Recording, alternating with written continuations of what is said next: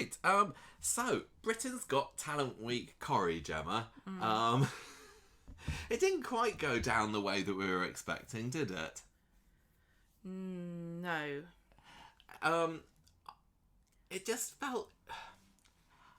I think it's fair to say that by quite a long margin, that was the most underwhelming Britain's Got Talent Week Coronation Street has ever had.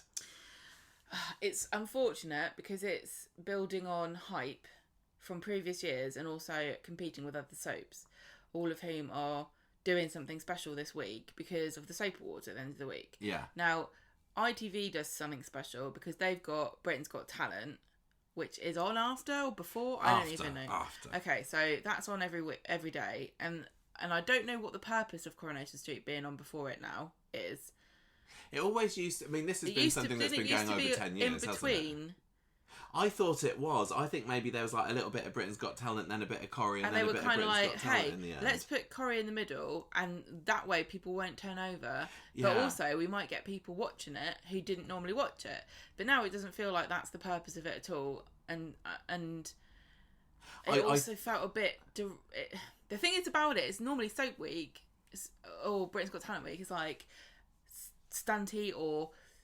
And it's five half-hour episodes, so you're kind of like you feel like you can build momentum. And in previous years, we've had things like you've had your Victoria Court fire. Yeah, last year we had Imran's death and everything around that with the flash forwards and everything. Pat Phelan's final week. There's been tons of really big name or big moments. There's really only been a couple that have been small, really pivotal moments.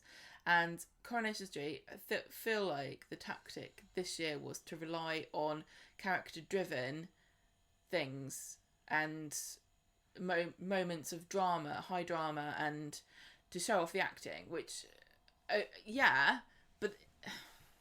It's odd, because on paper, you know, apart from the fact that there was... To me, there was no big... There was clearly no stunts there. Nobody's going to argue about that. But there wasn't just that moment of massive, shocking twistiness. Yeah, there either needs to be a twist, a revelation, or a stunt. Something that's going to make things go vastly off in a different direction, or just anything like that. The only thing you can really say... Or climax. Yeah, exactly. Yeah, conclusion to a story. We had Paul revealing his diagnosis, and we had Daisy and Ryan kissing. Yeah, I mean, those aren't strong enough. I don't think so. That could have happened in any week. I going into the week, I didn't know that those were going to happen. So I mean, are they big twists? I don't know. I don't think that the Daisy and Ryan kiss had even been advertised beforehand. So that's probably the closest there had been to a revelation. I guess the guess that the Paul revealing his diagnosis to the family was there in the previews. But also, in whether it was or wasn't, we the viewers knew that he had that. MND, so it wasn't a massive like, oh my gosh, he got MND. I thought he looked a bit funny. Then we didn't have any of that, and the Daisy and Ryan kiss, as shocking I guess as it was really low stakes on the shockingness. As you know, it was no Justin falling off the scaffolding, which I'm still just desperately clinging on to the fact that might happen next week.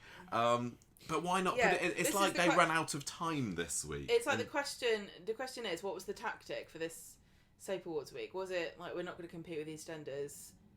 I don't know if everybody's who watches EastEnders had a tragic death this week. All right, go say it then. I was going to say, I don't know if everybody who watches EastEnders has watched it and caught up, but that's a spoiler unless you have seen it. They had, and I've heard loads of great things about that, and it was really poignant.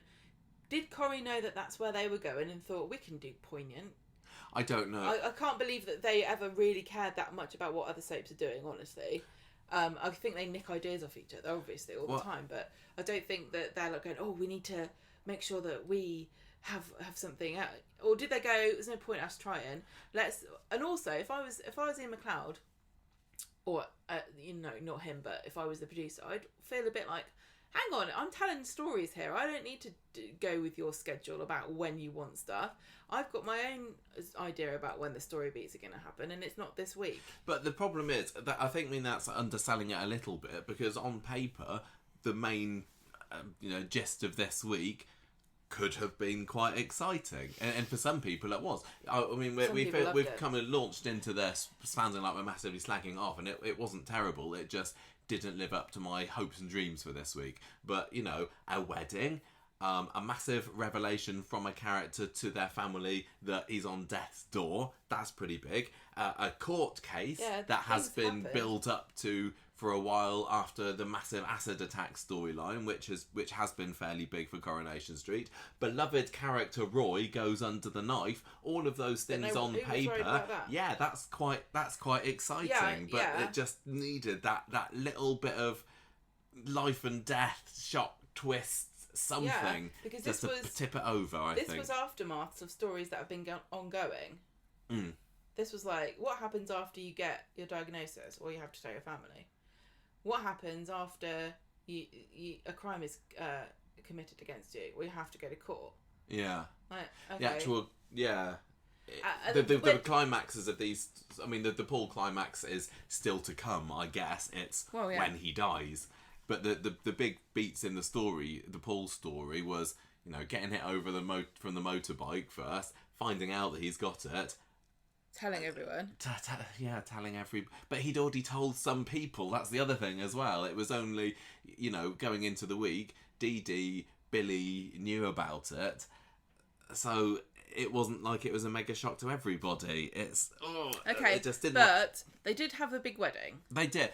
And that was great. I am going to say as well, in Corrie's defence, they didn't publicise this week half as much as they usually publicise Britain's Got Talent weeks. It's been a little while, I think, since... Do you remember they used to do trailers for it at the end of the previous Friday night's episode? I remember, like...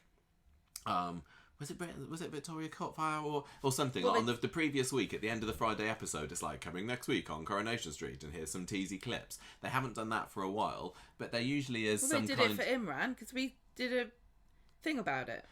No, I'm saying... I don't know what you're saying. I'm saying at the end of the Friday episode, it's like coming up next on Coronation Street. What we did for Imran was here's a trailer that they just play on normal advert slots on ITV, and it was the funny falling over trailer, so it was a different kind of thing. But they didn't do that for this week's Coronation Street. I don't even know, because we don't watch a whole lot of TV otherwise, whether there was it's a special week next week, just a general, here's a couple of clips going on. And I don't think it wasn't on the front of like soap mags or TV guides. So it feels like either Coronation Street didn't want to push it, or maybe they realised this isn't that big a week. Let's just not confusing. Shout about it. It's a confusing tactic because you're not living up to expectations, which is a bit dangerous if you're a soap. Yeah, but who builds the expectations? Yeah, we exactly. do. If Coronation Street is saying it's just a different week, it's Britain's Got Talent week. I mean, for them, it was a shorter week. It was 2.5 hours rather than 3 hours. Yeah, but they know everybody is expecting something from this week. They can't pretend that like, what do you mean? What do you mean? Britain's Got Talent week. I don't know what you mean. And I guess that's the problem with the cycle that they've got themselves into now, haven't they? And not only is there Britain's Got Talent week now, you've also got your Super Soap week, late September, early October. So if we get to that period again this year, and again there's nothing, have we got anyone but ourselves to blame if we're a bit disappointed when it doesn't live up to the hype that we've generated for ourselves? I've always complained about these artificially generated, climax weeks where everything comes together, and I think it's probably a bit creatively stifling and it's a bit artificial, isn't it? Yeah, that's what I said. So I agree with if this is what they're going to do. But I don't know how you communicate that to your audience. Like, don't bother watching this week. Don't get your hopes up week. That's what they should call it. Yeah, but the thing is, if this was a normal week of Corrie, I would be going, bloody hell, that was really good. Exactly. And that is what it really comes down to. If it was a normal week of Coronation Street, we went into it with no expectations. We're like, oh, that was, fair. There was some memorable stuff this week. Quite some good bits happened. There were some great performances, absolutely, which we'll come to. That I thought was like, And that was it. That was Thursday. Thursday, you weren't too fussed by, were you? I thought when we got to the point of Thursday, I was like, this has gone downhill drastically. The problem... And the funny thing about it, I just want to say, is that I knew that we were having the wedding, and I knew that we were going to have the trial. And I've always moaned about Gemma and Chesney. I don't like them together. I wasn't really particularly looking forward to Gemma's wedding, especially because I knew that Paul was going to... He was saying, I can't tell them because of the wedding. So I was like, he's obviously going to tell them at the wedding now. He said it 5 times, he's not going to. So I knew that was going to happen. So I was like, I'm not looking forward to this at all. But I guess the court case will be interesting. When I actually watched it, the wedding was brilliant. And when we got to the first sort of day of court, I was like, this is pants. The problem with the court case, the biggest problem I found this week is they spent too long building up to it. And, you know, the trial itself didn't even start until Thursday's episode, whereas I think it would have probably been better if they'd got on with it sooner. And, you know, a lot of the week, I was just thinking, come on, Daisy and Ryan, just get yourselves to court. Go on, you know you're going to be there. Pull yourselves together. I know you've been through some really tragic times, and, you know, I wouldn't want to be splashed in the face with acid either. That looks a bit pants. But just get yourselves up there and answer the questions, please. And they'll just go, oh, you can't do it. Oh, I've got a reason. You know, and then finally, you know, you get to Thursday, the court case starts, and I'm thinking... Corrie, you do know you've only got half an hour left of this week now for something huge to happen, and it didn't. Really. It didn't. And if they were going to do the verdict today, I would have thought, well, that's happened too quick. Although they've done it before, because Toya's court case lasted all of 2 days last year, didn't it? Or what actually happened is there's still no conclusion to it. Yeah. And we're left hanging, and it's going on to next week, and probably it would have been better if the outcome had happened as the big shock at the end of the week. If this week's episode had ended, we will talk about what actually happens. I know we're doing this completely arse about face. If this week, the final scene of this week's episode had been the judge telling Justin, you're free to go, and we'd seen him walking out of court, you know, smug face, him and Karen, that would have been a great end to the week, I think. And I still got a feeling that might happen. It's just not this week. But not this week. And if it happens early on in Monday, I'll be thinking, oh, couldn't you just rejigged it around a little bit to have happened? And maybe, you know, taken out the Evelyn and Roy stuff, which I didn't mind particularly, but it was certainly the filler story of the week. And it relied on the fact that you've got 2 much loved characters doing some great character moments and dramatic scenes and everything, but I don't think that the week would have been any worse had none of that been in it, you know? So anyway, that's all we thought about this week's Corrie in general. Should we move on to Let's go back and then find out, because there is lots of good stuff to say about it. We need to run down exactly what happened. We will do the Gematrimony story first, and then I'll call them the Justin trial just in case this week, because it was the Justin. Yeah, I get it. I get it. I haven't got another storyline title for the Royale Flush though. I was going to call it. I had a great one when he was going to pretend to be going off to Rill, and him and Evelyn were going to have their sneaky plan about it. I was going to call it The Real Deal, but then Nina found out in the end that he was going into hospital. Not that we saw any of her today. Where was Nina in today's episode? Just there was a couple of characters that were notable by their absence at key moments in this week. So Nina, who, if Roy's going into hospital, you'd have thought that she'd have been a major player in the week. She wasn't. And the other one, Chesney. Bloody Chesney. He shouldn't have even come to the wedding, I think. I think if he hadn't actually had to have been there to say the vows, they probably could have gone through pretty much the whole week without Chesney even making an appearance on screen. I don't think I've ever known a wedding in Coronation Street where the groom has been quite so disposable and sidelined. And maybe it's, you know, just, you know, it is Chesney, what do you expect? But I think that that as a character, as an actor or whatever, he's really got a raw deal for this week, because it was Gemma and Chesney's wedding, but really it was Paul's story, wasn't it? But, you know, that I like you said, I think that the extravaganza of the wedding certainly to me was fun, and it was a memorable Coronation Street wedding for many other reasons. Even though, yeah, as I say, the groom felt like he didn't really need to be there. Anyway, do you want to talk about this storyline? Do you want to do the synopsis of the Justin storyline? What would you prefer? I don't mind. I've got no preference for this. Well, I'll start then. You do. So the wedding storyline, Gemma. Off you go. Let's have a reminder Thank you for introducing me, so of what everyone knows what I'm happened. talking about.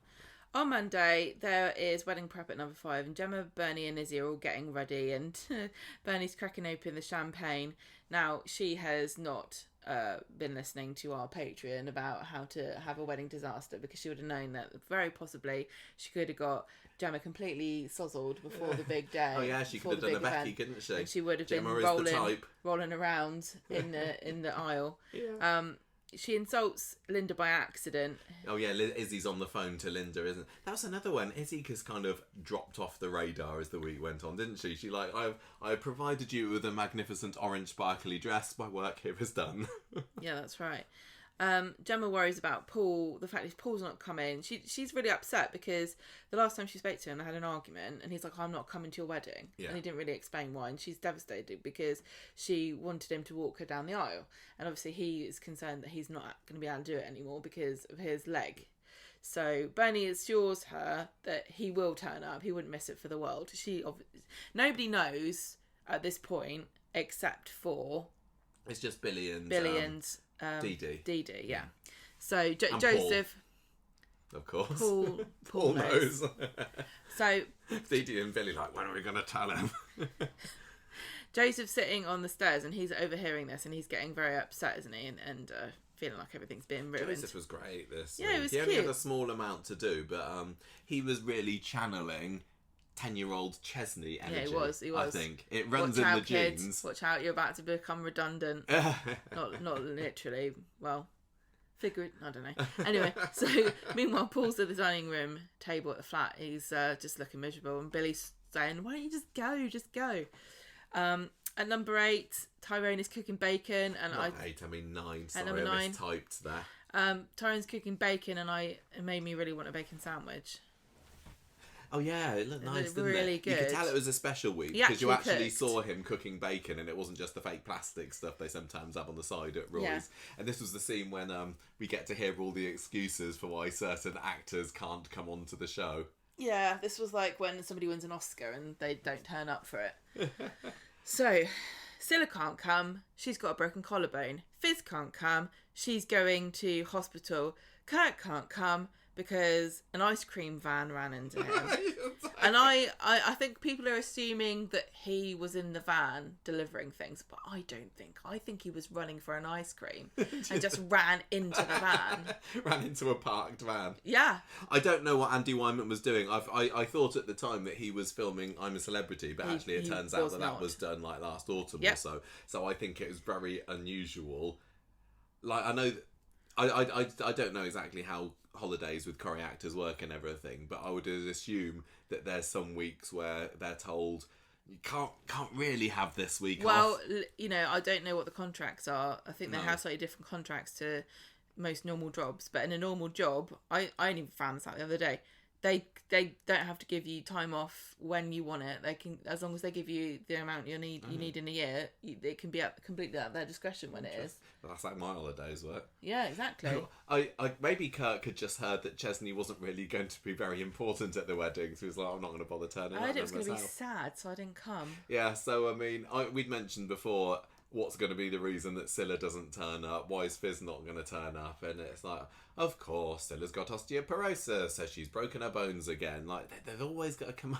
They've always got to have a reason, don't they? I almost wonder whether it would be better if they just didn't mention it. We've had conversations about this a million times. It's a you can't win situation. Apart from you can win if you get the actors in.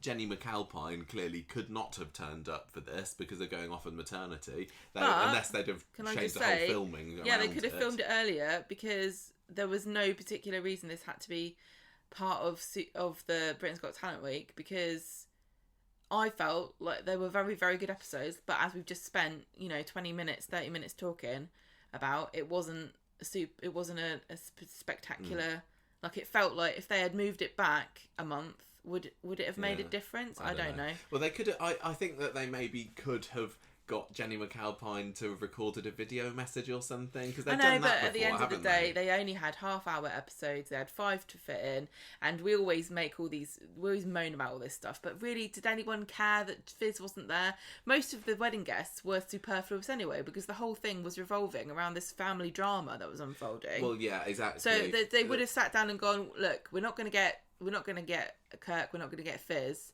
Is it really important? I think we'll be all right. Like, they can't just bend themselves in pretzels for every character. I think that Fizz and Chesney have got a really, really lovely relationship, and when they take the time to remind us that they're brother and sister, and they have these special siblingy heart-to-heart moments, they're great. I mean, these actors have been working with each other for what, 15, 16, 17 years? Ages. So it would have been lovely to have a legacy character such as Chesney on the morning of his wedding day, to have had some sweet words from his sister, who, let's face it, has been a better mum to him than Scylla ever was. Yeah, that's all true. But it wasn't about him. The wedding wasn't about Chesney. It was barely about Gemma. I heard when you turned up to the wedding, to sit in the church there, they were like, bride or groom's side, and if you said groom, they went, go away. Yeah. Get lost, it's not about you. Are you Gemma's side or Paul's side? That's I should have asked. Yeah. But anyway, and obviously Wendy Peters, who plays Scylla, couldn't have been in it because she is now in Doctors on BBC One, rival soap. I wonder if she'll be at the Soap Awards tomorrow. Might be, yeah. Maybe. Anyway, it's going to be a disaster, thinks who does? Chesney, but nobody cares what he thinks, so it continues. He thinks it's going to be a disaster because nobody's going to turn up. Well, you only need 2 people and a witness, don't you? Yeah. Joseph comes round to Billy's flat, little sad-faced Joseph, to try to convince Paul to come by calling him a plank, which is, we all know, is the Winter Brown way of trying to convince somebody to do what you want them to do. And he tells Paul that he's breaking Gemma's heart. So Paul gets convinced by this very moving speech, you plank, and Billy shaves him. And this was really sweet because he obviously is having difficulty doing it for himself. And Paul looks at Billy and says, I don't know what I'd do without you. And it was really sad because you knew that Billy was thinking the same thing, but he couldn't say it because he's going to have to find out how to deal without him very shortly. I thought it was funny seeing... There was a lot of poignant things like that. There were some really good moments like that. I thought it was funny seeing Paul with a cleanly shaven face again. I hadn't really realised how stubbly he got recently. But it was, when he was all fresh faced and everything. It's like, oh, you little cherub. Aww. You cheeky cherub. Gemma realises Joseph's gone missing, and so she's hammering on number 9's door. Is he there? And they turn around and there he is with Paul by the salon, and they're both coming along. Gemma's like, why are you limping, Paul? And he says he's got piles. Yeah, and they all laugh because they don't know the horrible truth. I guess it's a good way of deflecting questions, isn't it? Don't ask me, it's my bum. I've pooed myself. I know we've got the twin thing going on, but there's some things I wouldn't even want to share with you. No, exactly. So, they go to the wedding, and it was a very rare church wedding in Coronation Street. We've spoken on our bonus episode. Was it Patreon? We talked about this. Yes, we did. About how rare it's been to have a church wedding on Corrie because of COVID, I guess. But it was just nice. I know I don't for 1 minute think Gemma's particularly religious. No, I think it was Chesney. Convenience of there was a vicar involved or an archdeacon involved. I'm sure most people who get married in a church are also really not that. It's just lovely to look at, isn't it? You cannot deny, no matter what your feelings about religion, that is, they are beautiful and they feel traditional. And when you have a wedding in a church, it feels very special. And it, we did discussions about Corrie's top weddings last year before, I can't remember it, and I was looking at the stats for the UK about how many weddings take place in a church, and I think I surprised myself by how few actually in real life marriages do take places in church these days. So it's probably fairly realistic that Coronation Street does tend to go for the Chariot Square, the other hotels, the Weatherfield Register Office and everything. But got to think of the aesthetics. The last wedding to take place in a church, as far as I remember, on Coronation Street was Michelle and Roberts when she was reading out his incriminating text messages in front of the congregation. Already. See, and this is the other thing I was looking at. When was the last church wedding in Coronation Street that actually produced a long-term loving couple? Patreon information. No, we didn't talk about this one on Patreon. Didn't we? No, I don't think we did. Well, sorry, I mean, it's not Patreon information. I'm only joking anyway. Of course, I'm only joking. So, as far as I could tell, the last wedding that actually didn't. I'm gonna get a drink. Yeah, you go for a drink. The last wedding in Coronation Street that happened in a church that actually the couple got married at the end of it was Tracy and Steve back in 2012. So we're going back like 11 years now. And even then, that was when Becky crashed the reception afterwards and gave revelations about her miscarriage or whatever it was. I can't remember exactly. It doesn't matter. So that wedding immediately broke up. And then going back before then, you're really loudly. What have you got there? I'm just enjoying myself. That's all right. What you got? I have a smoked pineapple daiquiri. Smoked pineapple daiquiri for Gemma. Lovely. Oh, fancy. Yeah. Supporting Manchester's local businesses there. So... And then before that, like, you have to scroll back years to find a Coronation Street church wedding. Like, we had Marion and Eddie Yates. As far as we know, after they got married in 1986 or whenever it was, they went on to live happily ever after. I recommend this. You had Joan Walker, who got married in 1961, went off and wasn't a character anymore in it. As far as we know, that she lived happily ever after as well. But I literally don't think there has ever been a couple in Coronation Street that we've seen get married in a church that have gone on to just have a happily married life. So what does that tell you? Don't get married in church. To be fair, I haven't compared stats for characters who got married in register offices either. I think basically anyone who gets married in Coronation Street... If you get married on the show, you're doomed. You have to get married before. That's why me and Michael got married before. Starting the podcast, exactly. Yeah. So Jack and Vera got married in the church, I imagine. They went on to have a long and happy marriage. Ed and Aggie, currently, they must have got married in a church because they were somewhat religious. I just think it was really quite interesting that with all the grandeur and everything of these church weddings in Coronation Street world, it doesn't mean a thing because the characters are likely to be divorced within a few years. Ha ha ha. That's just irony. Right, so... back to you. Thank you. That's kind of interesting. It is interesting. I just... Corrie stats, people. Yeah, I'm sure.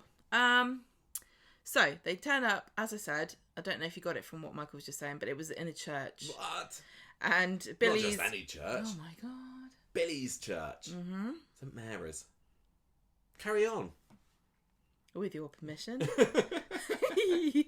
So, you did. Oh my God. Was that one of our vows at our wedding? You carry on. I promise to let Michael interrupt me at all points in any future podcasts that we do. No, go on. Back to you. I'm going to drink. Are you sure? I'm slurping it. Oh, my tea's gone. But I'll pretend to slurp my tea. Go. Paul walks Gemma down the aisle, right? Yeah. He goes to start walking her, but she's like, wait. And then she presses a button on her dress, which is already quite extravagant, as it is a very voluminous, bright orange, Coronation Street orange, I might add. It was. Thank you for making the Gemma dress in tribute to our Gemma. Yeah, that's exactly the same thing as I wore. Do you want to talk about the dress now, or do we do it later?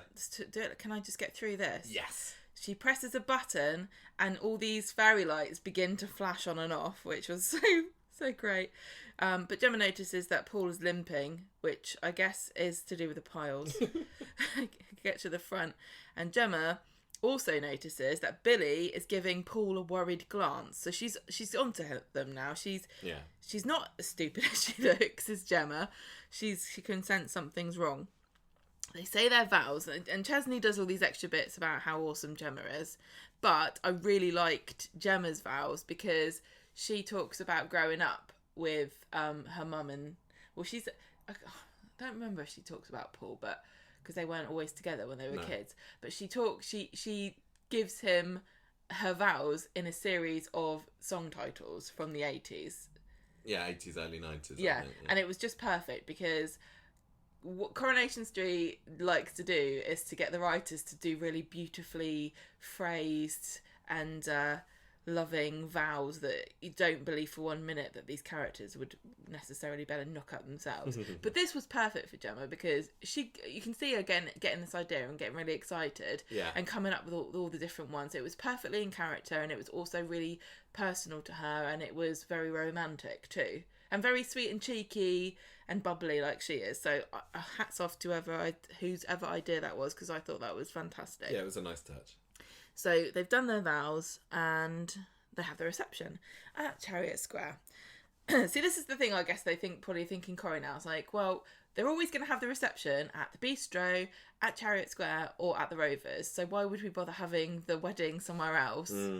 It just breaks it up too much. Yeah. But anyway, this is what I like this because it's felt like more of an event, didn't it, having two locations. So they're having their reception there. Jenny's trying to eat a family-sized pork pie at one point, although it was pointed out to us that she does switch it out for a mini. I missed one. that. I do love a pork pie. They're fantastic.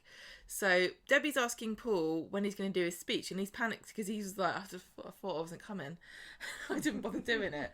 Can you just imagine him sitting there at home like stewing and being sad about the fact that he wasn't going to go anymore, and then going, oh, well, at least I have to do that bloody speech. That's good. Yeah, every cloud. Yeah. Well, he should get Chat GPT to do it, shouldn't he? I hear that Chat GPT writes excellent best man speeches from personal experience. Not my own, of course. No, nobody else has to I get may know somebody who has done that fairly recently. I haven't been to a wedding for like... We haven't, have we? 20 years, probably. I don't know. Actually, no, I went to a wedding. I went to... I don't get invited anywhere. A school wedding the other month. I don't think you should get... Children should get married, I don't think. Right. Wedding, thank you very much. So he's like, oh no, everyone's mingling, and then Dev gets a bit too close to Linda for Bernie's liking. This was funny because they're both posh, and they were sort of, what were they just bonding over? Posh food, maybe. Linda isn't money great? Isn't it lovely to have loads of cash? Don't you just love like being able to go to a shop and go, oh, what's the most expensive sausage roll? I want that one. So Linda accidentally lets it slip to Bernie that she's paid for more than just the food. She also is paid for the suits, etc., etc. Bernie goes mad. She hears this, and she goes to Gemma and kicks off, telling her that Linda's paid for everything. And Gemma thanks Linda, which is not the response that Bernie was thinking. Like, she thought that Gemma was going to be like, an outrage. I'll stamp on the buffet. Oh, and also the cake. She's paid for this cake too, which looked really fake, but it turns out it wasn't because they start smashing it into each other's faces. It looked like a load of hat boxes piled on top of each other. It really did look like it was made of cardboard. But it wasn't. It was another Red Butterfly Bakery one, because they put a tweet out earlier this week to say, "Oh, here's our design." Well, it was definitely apparently there was going to be one extra tier, but they couldn't. It wouldn't have worked in the fight, or it was too precarious, or whatever. So they had to reduce it. I get frightened with tiered cakes with people throwing it and smashing stuff. Well, you know how Americans like to smash cakes into I don't get that tradition. Sorry, American listeners. I just cringe about the dowels because you put dowels inside them, and I'm just wondering, somebody's got to have had their eye taken out by a jovial cake smash at some point. Well, that's why we don't do it in this country. Also, a Haas's fruitcake, and you get concussion if you got smashed into that. So, they start having a cake fight, which I think was a bit of a low point for many people, including me. That was completely unnecessary. And there were a few points this week where I thought they'd really done a number on Bernie. Luckily, the kind of emotional, heartfelt, crying, teary-ups kind of scenes saved it for her. But this was one of the points where I was thinking, Bernie, how dare you do this? Your daughter's wedding, making a scene like this. Why do you care about this as well? Why are you that bothered that Linda's paid? Why can't you just graciously say it's a great day and be happy? She's so jealous and bitter. They've made it part of her character in the run up to this last year that she doesn't like. That she doesn't like Linda swanning in with her cash and just throwing money at everything to solve problems. But at a wedding, at your daughter's wedding reception, that is not the time to start a cake fight with the other mum. You can't do it many other times. Child. I could understand it if it was like Scylla if she'd gone there and started a cake fight, I'd be like, oh yeah, what's she like, Buddy Silla? But Bernie, I hold to Bernie's a higher got standard than that. A bit more emotional maturity, you would have imagined. Yes, she absolutely does. See, that was totally out of order. From her perspective, I can see, like, she and Linda show love in different ways, because Linda hasn't had the chance to sort of lavish her affections on the family because she's been remote from them. And so she's got the money to throw around. Whereas Bernie's had a hard life, and all she was able to give was love. And then she feels at this very precise moment, at one of the happiest days of her daughter's life, that isn't quite enough because it doesn't buy pork pies and sausage rolls. So I can see why she was upset about it, but the manifestation of that was rather bizarre. Yeah. Yeah, she should have just kind of swallowed her pride. Well, I don't... Well, it was obviously... I don't know, it feels like everyone was in the writers' room going, oh, what cool, funny things happen at weddings. That's what it felt like to me. Can like, we do a cake fight? Yeah. The whole mother-in-laws at each other's throats, it's like, it kind of writes itself as a kind of, wouldn't that be funny to have warring mother-in-laws, and then what could we have them do? I saw a synopsis of this week about 3 or 4 weeks ago, and it hinted in there about mother-in-laws at war, and I was thinking, are they going to have Scylla? Are they going to bring back Scylla and have her with Bernie? No, that couldn't be right. She's on doctors at the moment. And then it was clarified to me, oh no, that's actually Linda. And I was like, oh, okay, that's a shame. And it really, I'm almost going to say that Linda wasn't needed, apart from the fact that who else was going to pay for the snazzy suits and everything. But I'm sure they could have come up with something else. And once the wedding was over, Linda's bogged off back to Portugal again, and it feels like they possibly could have done this whole story without even including her. I didn't think that she added much to the week. She's not terribly important to them as a family. She goes Joseph's grandma, but she's not anything... I mean, she's Chesney's ex-mother-in-law because Katie's dead. Yeah. And did we ever actually see, I can't remember, a scene between Izzy and Linda? I honestly can't remember. There might have been one last week, but... anyway. Bizarre. Anyway. Cake scene... No. Yeah, they have a cake fight, and it gets on Debbie, and this prompts Paul to step up to the mic to begin his impromptu classic Corrie improvised wedding speech. TM. People at Corrie are so good at those, aren't they? Well, he starts getting a bit teary-eyed because he's talking about all the time they spent as children apart from one another.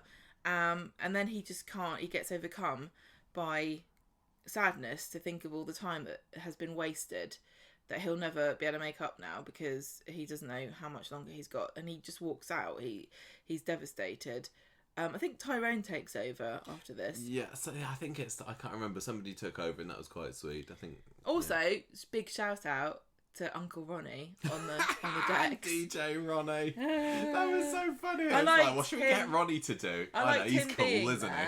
As not part of the Baileys. Like, he was there as Debbie's other half, wasn't he? Like, he's... Yeah, but Debbie's other half didn't need to be there. Does he go to every event that happens at Chariot Square? I liked it. I thought it was cute. Oh, it was. It was just like, as I saw him in the background, it's like, what? Why is it him? Is it because Ryan's got another storyline going on at the moment? Jeff's dead, so yeah, Ronnie's a DJ as well now. Why not? Why not? He's a cool dude.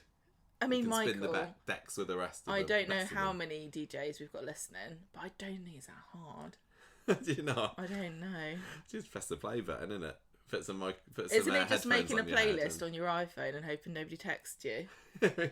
Right, so he disappears into this corridor, and Gemma... Paul, not Ronnie. Ronnie plays no further part in this How dare you make fun of my DJ? Right, so he goes into this hallway with Gemma. She follows him, and he's crying in the corner, and she's like, what is wrong? I don't understand what's happening. And he's like, no, I'm just overwhelmed with emotion. She's like, no, you're not. What's going on? And he says, I'm dying. Okay, I'm dying. Oh dear. And Bernie... Sorry. Whoops. Right. How did that happen? Tuesday, Bernie walks in and she's overheard this. She's heard them. What a thing to walk in on. And he doesn't believe it. She doesn't believe him.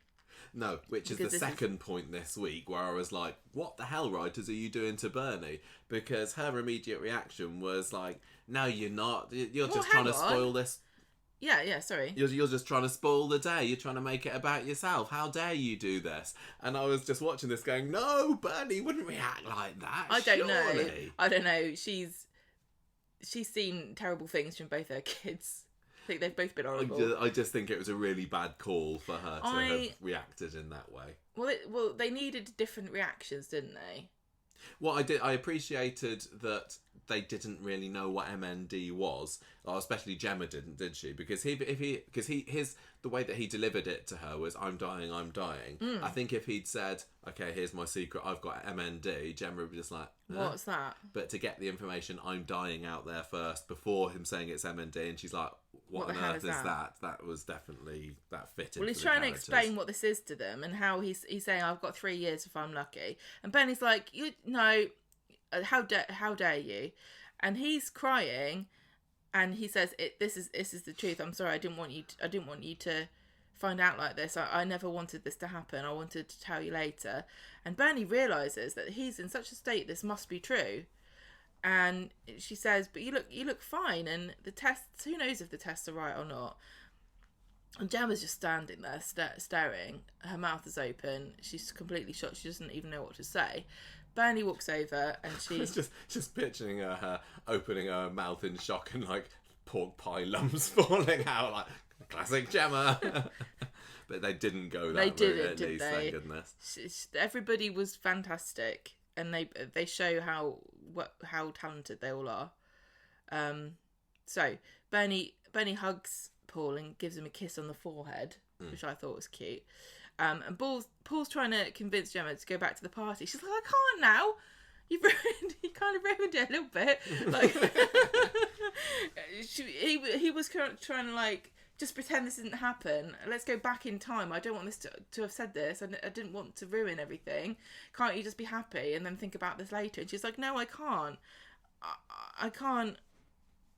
I'm just too sad." And he says, "Look, please do it for me. Every moment we have together is precious. I want you to go out there, get mortal, and twerk on the table." Okay, so that does the job of enticing her back. She's like, "Twerking, yes. One can twerk at any moment." I've heard of people twerking at funerals, in fact. Right, so Chesney's like, "How come no one cares about me? Where's Gemma gone? What's happening?" Debbie says, she's having a little cry in the hall. Weddings, eh? And then Gemma, Paul and Bernie come back into the room, and Chesney goes over and whisks her onto the dance floor because it's time for the tragedy juxtaposition first dance of Agadoo.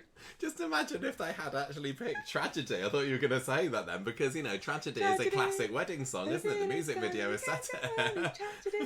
That would have been... Agadoo was just...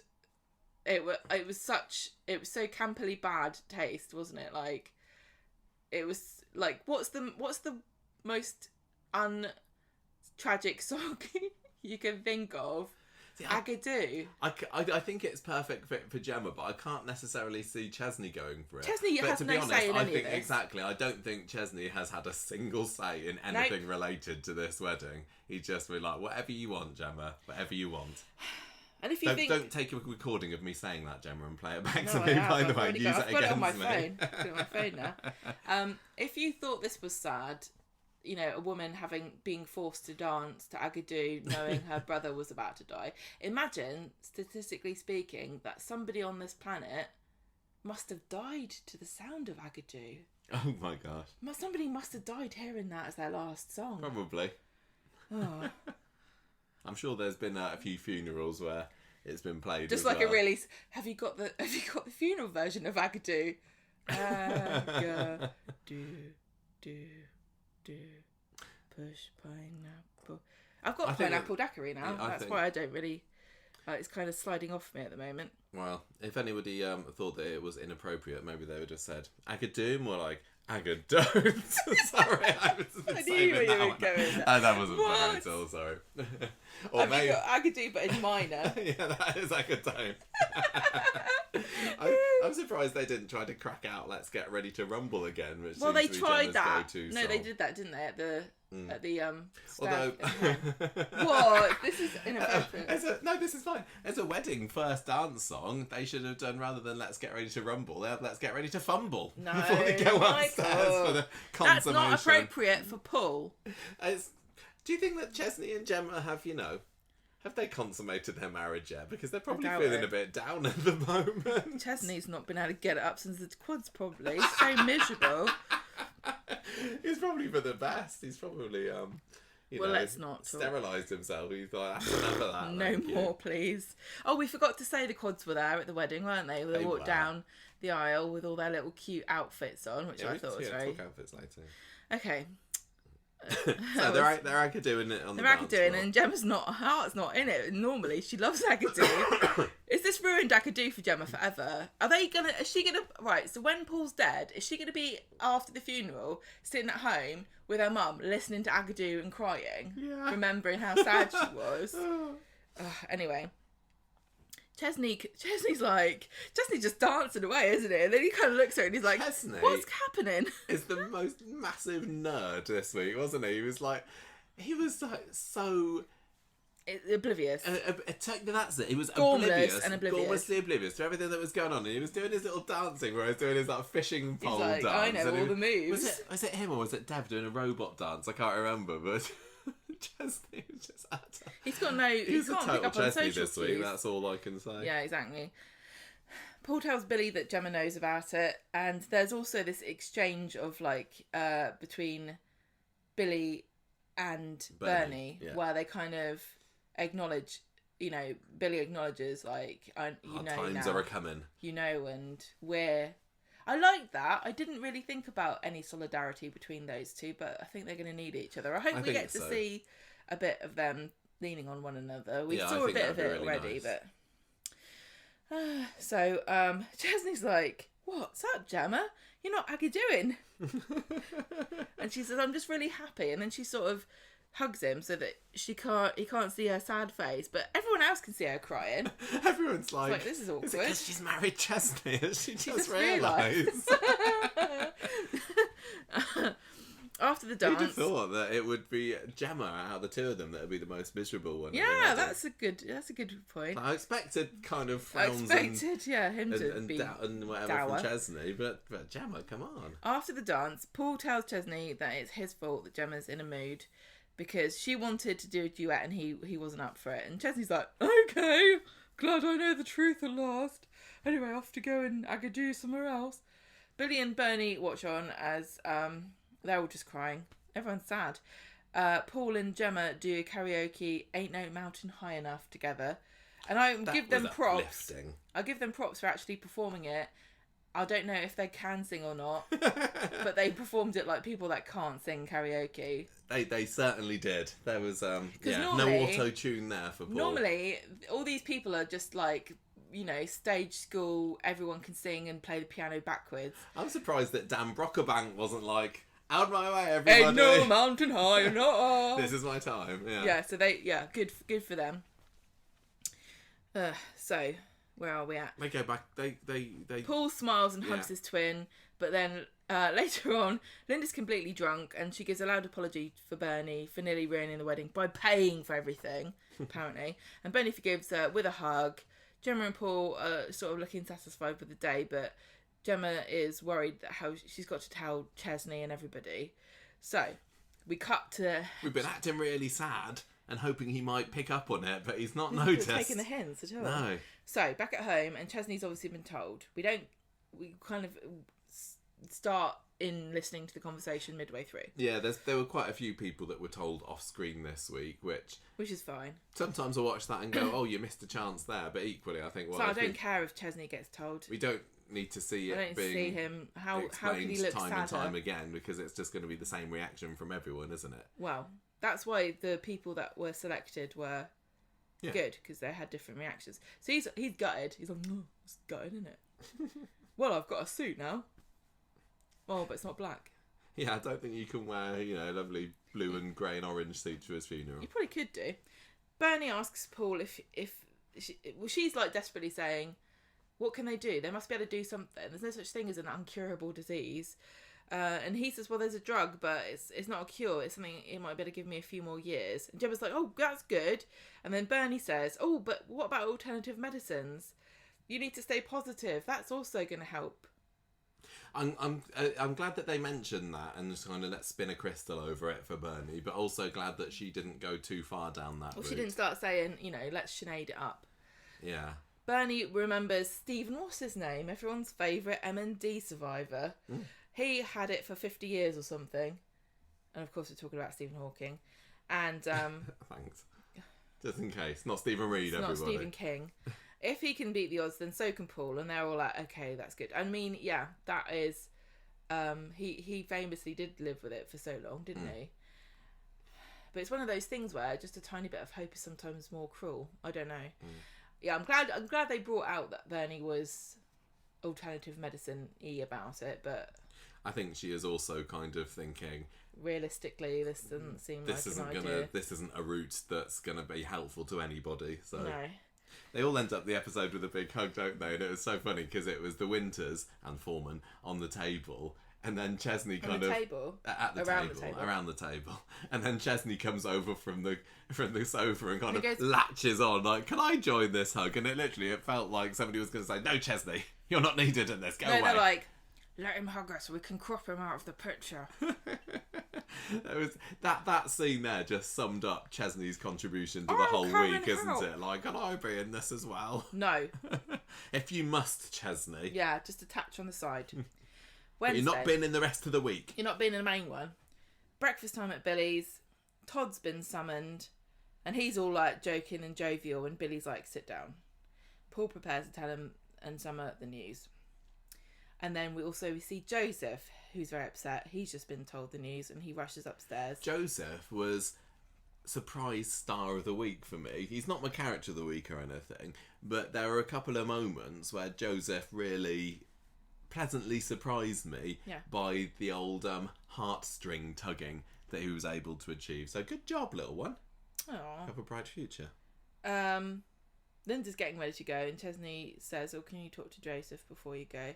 And Gemma's crying in the kitchen and Alad's there and asks her why she's upset and she says, I'm just tired, it's too much dancing. That was a lovely scene as well, because Aled comes in and does a little bit of signing, doesn't he? And Gemma sort of signs back to him and speaks as well. So that was Dolly Rose Campbell was just superb all round this week. They were all fantastic. I was really impressed with her. Yeah. Paul talks to Bernie about getting checked to see if he's had this gene, which is one of these horrible double-edged... Yeah, so it's if you've got the gene, then it's not unlikely that your family will also have it. But on the plus side, it means that you might be receptive to being able to take this medicine, which they made it very clear isn't a cure for it, but just could help him keep on going for a little bit longer. Yeah, so that was like, what do you hope for here? Roy finds Summer in the street just crying. I didn't know it. That's just the Corrie's way of saying, honestly, yes, Summer has been told, but it also spurred Roy on to writing his letters. Well, he's like, I can see that this medical condition is affecting this child in the same way that probably Nina will be affected when she... That's it. But also, it's like, oh, God, Summer's crying in the street. I'm just going to pretend I didn't see her. I only go the other way. I go the long way round. Ed is at number 5 later. He's obviously been told now, because Dee Dee's known all along, but now she knows the cat's out of the bag, so she can tell her dad. And I guess he found out from her. I can't remember. I mean, Paul might have told him. He is his kind of boss as well. He was his boss. Yeah, but he's not his boss in any meaning. He's a contractor. Otherwise, he would be on some kind of sick leave or something. You know what I mean? It's not like he's giving him money. It was quite quick how people found out about this, wasn't it? I was wondering whether that was going to... it's all the gossip. Let's keep it a secret for longer. I don't want anybody else to know. It was clear on Wednesday that Paul was relieved to finally be unburdened from this secret, and he was actually quite happy that everybody knew. It's like it was like part of what he was suffering from was just try and hide this from everybody and worrying that he would ruin the wedding. And the one thing that I really one of a few things, to be honest, that I really enjoyed about the wedding was, despite the fact that this terrible news came out of it, it was still a happy occasion, and having that Ain't No Mountain High Enough duet, having Gemma and Paul just being happy and smiley at the end of it, that meant a lot to me, and because it could have just completely been a misery fest, like I was worried about. Yeah, but it wasn't. The overall tone of the wedding was positive. So yeah, they did a great job. Corrie did a fantastic. It was so much better than I was hoping for. I was worried. Yeah, like you said, it's just going to be sad. Yeah. But they did. Yeah, they did a really good job, and I'm glad too because it gives me hope for the future of this storyline. And they're clearly thinking too, like people are watching this who have got someone or they have this themselves. They don't want to be watching. Oh, great! So I'm a burden to everybody. You know. So, Ed, like I said, he comes around and he says, "Look, I'm so sorry that I was going on at you about work, and if there's anything you want, what you can come and work and do admin or something, whatever you can do." And Joseph comes down and gives Paul a hug, and he says he wants to help as well. And then Paul and Billy go to the hospital appointment.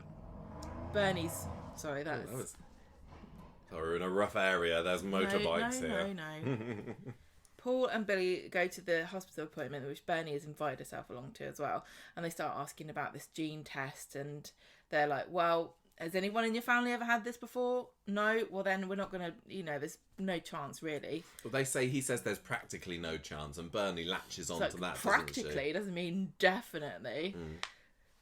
Paul's Bernie's kind of taking the same stance that Paul did initially about this. Paul seems to have made peace with the fact that he ain't getting this treatment, but at the beginning he was like, no, I can do it, I can beat this, or not, I can, this is going to work for me. And I think that's probably quite natural reaction for if you think that there's a chance. And also if you're the mum, you're like, well, yeah, do anything, everything. Yeah, but it must have been so difficult for Paul to have had to convince his mum, no, you really need to give up hope for me, because if you're him and he kind of realizes this ain't gonna work, you don't want somebody saying you might. It's just gonna hurt you even more. It is, and it's gonna there's a worry that it's gonna make you think, oh, might I? And then you just have to accept it all over again that no, it's not going to work. He needs to come to face with reality now. Paul says you got to accept this. You got to drop everything. Nothing's going to be done. So they go back to the flat later, and Gemma tells Billy that she and Chesney want him and Paul to go on their mini moon. And if I was Paul, I'd be like, thank you. But where are you going first before I accept your kind offer? Is it in the UK? Because it's really, really rainy this week in Weatherfield. For some reason, even though it's beautiful weather everywhere else. Also, it's expensive to go on holiday in the UK. Well, I assume it's all paid for. No, I know, but... Alright, okay, that's not my point. Well, they go in a van, don't they, So... Billy's like, I don't know if Paul's going to go for this. So... But later on in the flat, Billy and Paul have a sit and a hug, and Paul says, you know what, I am going to make the most of the time I have left. I want to take Gemma up on our phone. I want to go on holiday and steal her honeymoon, because honestly, I think I'll be happier than Chesney would be on it. What don't you know? Well, we know what happened the last time that Gemma and Chesney went on a camping holiday together. They got trapped in a caravan, and everybody hated those episodes. So Gemma's like, don't want that to happen again. No. Someone else can take that burden from me, thank you. So, on Thursday, Paul's got this minivan thing. He's stolen it from the church, and apparently nobody's going anywhere for the next week or so on to bingo nights or anything. sorry, old dears, you got to stay here. Paul starts filming it and tells Summer that. Oh, he's like, that's right. Paul's filming the van. He's like, oh yeah, let's have a good time. He wants to vlog his mini moon. I'm gonna film every moment, so when I'm dead, you can watch it. Is he gonna do a Sinead? Is he gonna be like filming himself, and then poor old Billy's gonna be opening up the laptop every now and then, saying, "Oh, my poor Paul." Peter Ash is like, my agent says if I get a scene in where I film stuff, I can have a job for like the next 10 years. As long as I don't age too visibly, I can record extra content anytime for people to watch and cry over. We did see a few returns of Katie McGlynn after Sinead popped her clogs, didn't we? So anyway, so like I said, he's saying, I want to find something, you guys can watch it on Dead. And Summer's doesn't find this funny, but Paul's like, look, cry later. There's going to be plenty of opportunities. I'm going to laugh in while I have the chance. Todd comes round to the flat later, and it's clear that he and Summer are plotting something. And it turns out on Friday that it was just putting inflatables on the top of the car, which I think, given that it's now Pride Month, Billy and Paul driving around with his van covered in inflatables, everyone's going to start joining in the parade. Yeah, they're probably going to find like there's some floats following them down the M6. And like, no. No, we're going on a mini moon. Yeah, I hope that they didn't like.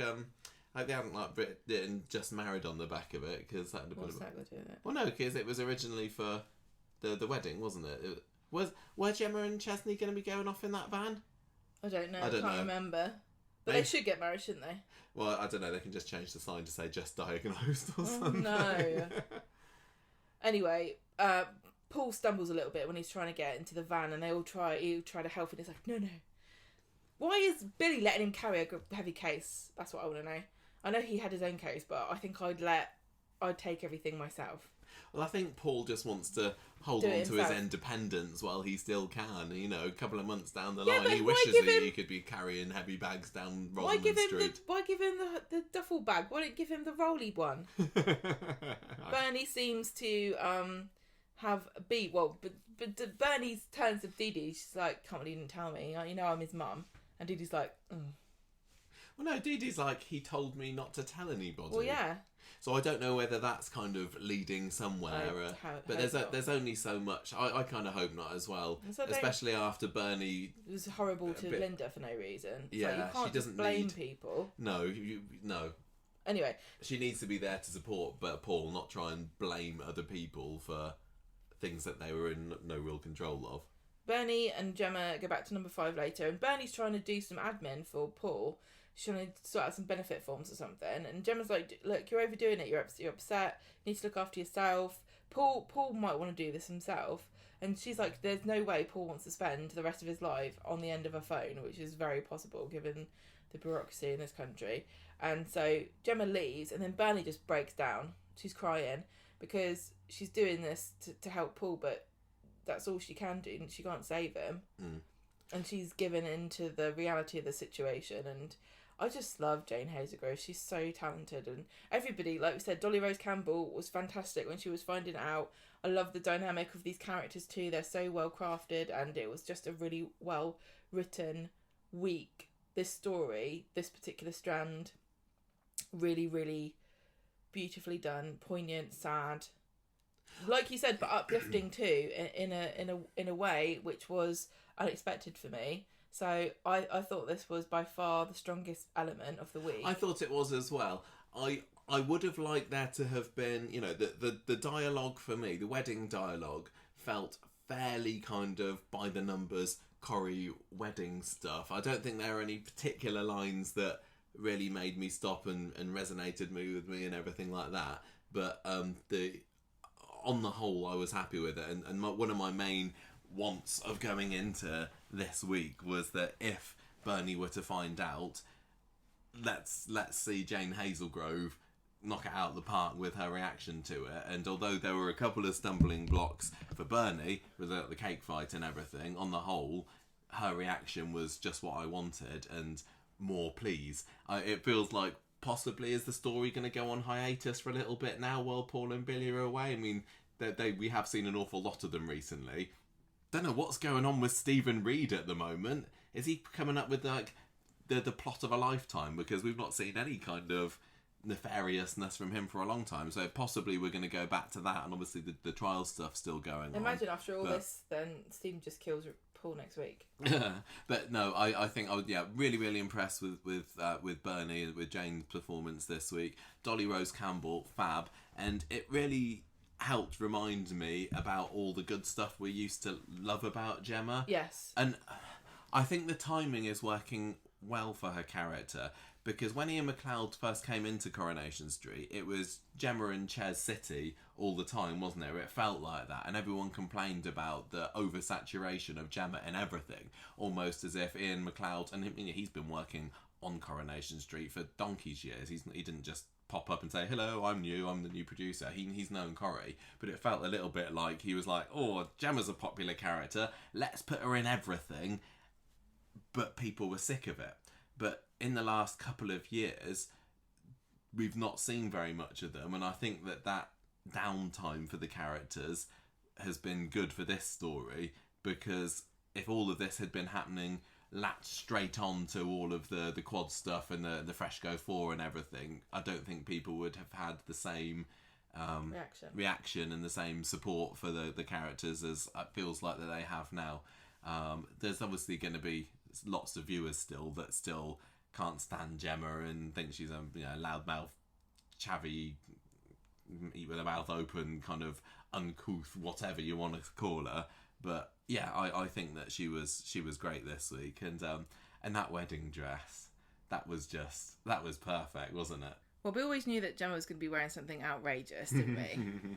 I never expected anything like that, though. We saw the first pictures of it a couple of weeks ago, and I didn't know what to expect, but it just blew all my expectations out of the water. And in its horribleness, it's just brilliant and wonderful. It's like one of the best Coronation Street wedding dresses ever.